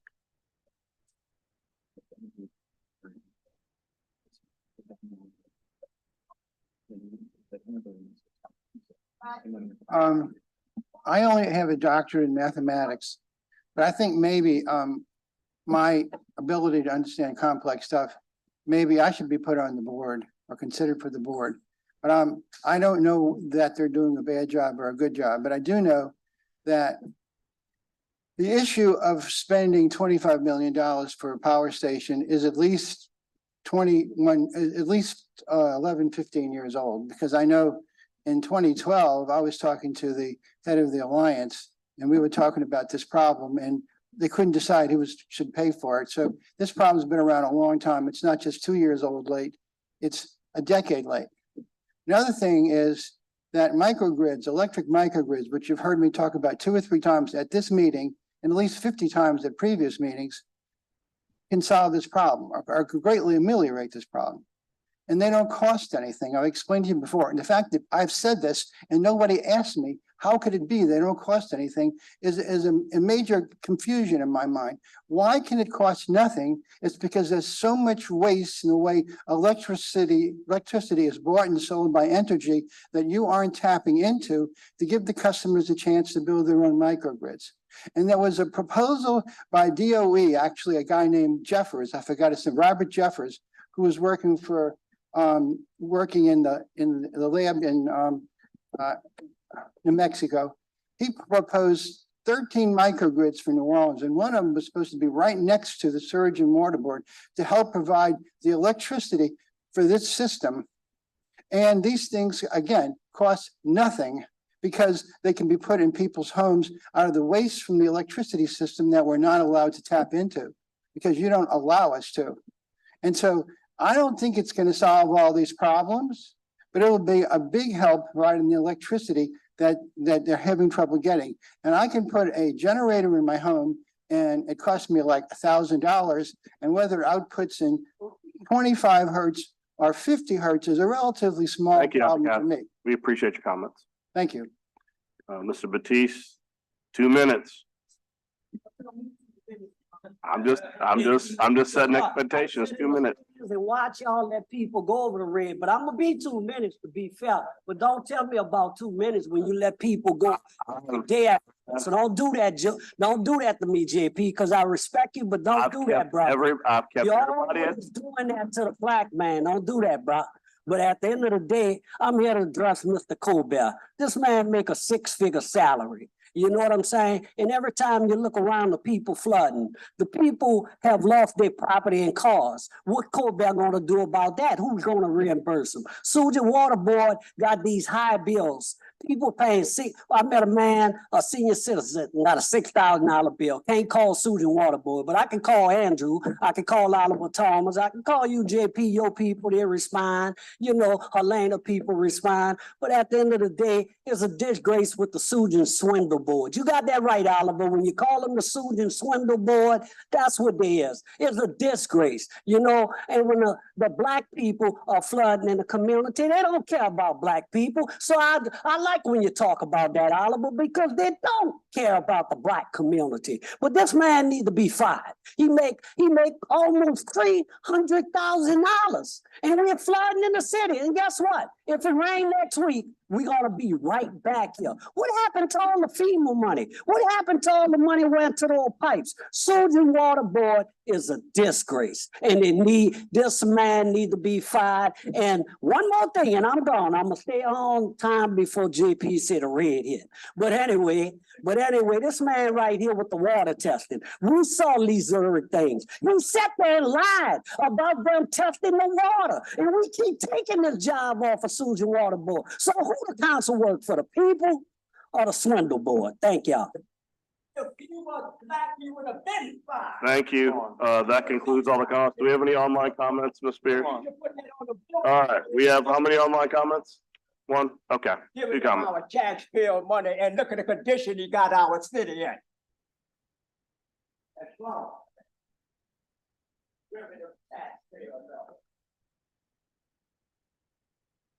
The first comment is from Daisha Greeley. What happened to the federal dollars that were to repair these turbines? Prior to Katrina, there were minimal flooding across the city. Someone needs to be reprimanded and the residents need to be compensated for its failure. The city of New Orleans community residents paid too much to have failures such as these. There needs to be an overhaul in SNWB from top to bottom, including billing department. Lisa Tenenbaum. New Orleans is in a historic drought, just had one of the driest summers on record. We are a parched city. However, the lack of rain meant that SWB should have been using that time to evaluate and update their infrastructure. I would like to know what SWB was doing and how they can continue to fail the citizens of the city, costing us money, time, effort, and energy as we deal with our flooded homes and cars from a basic rainstorm. This is wildly unacceptable, and they should not be presenting at city council, but being held to account for dereliction of duty.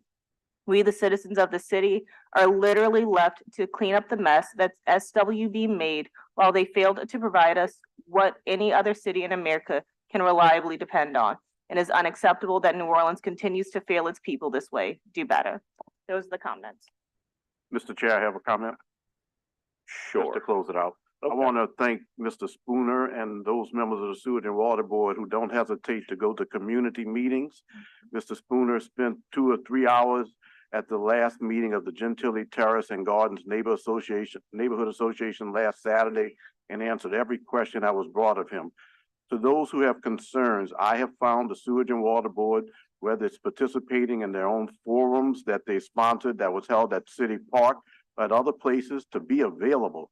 The only thing that I want to say to the public is at the end of the day, we may not get the answer that we want, but no one, I think, in my opinion, has failed to answer the question that has been posed to them.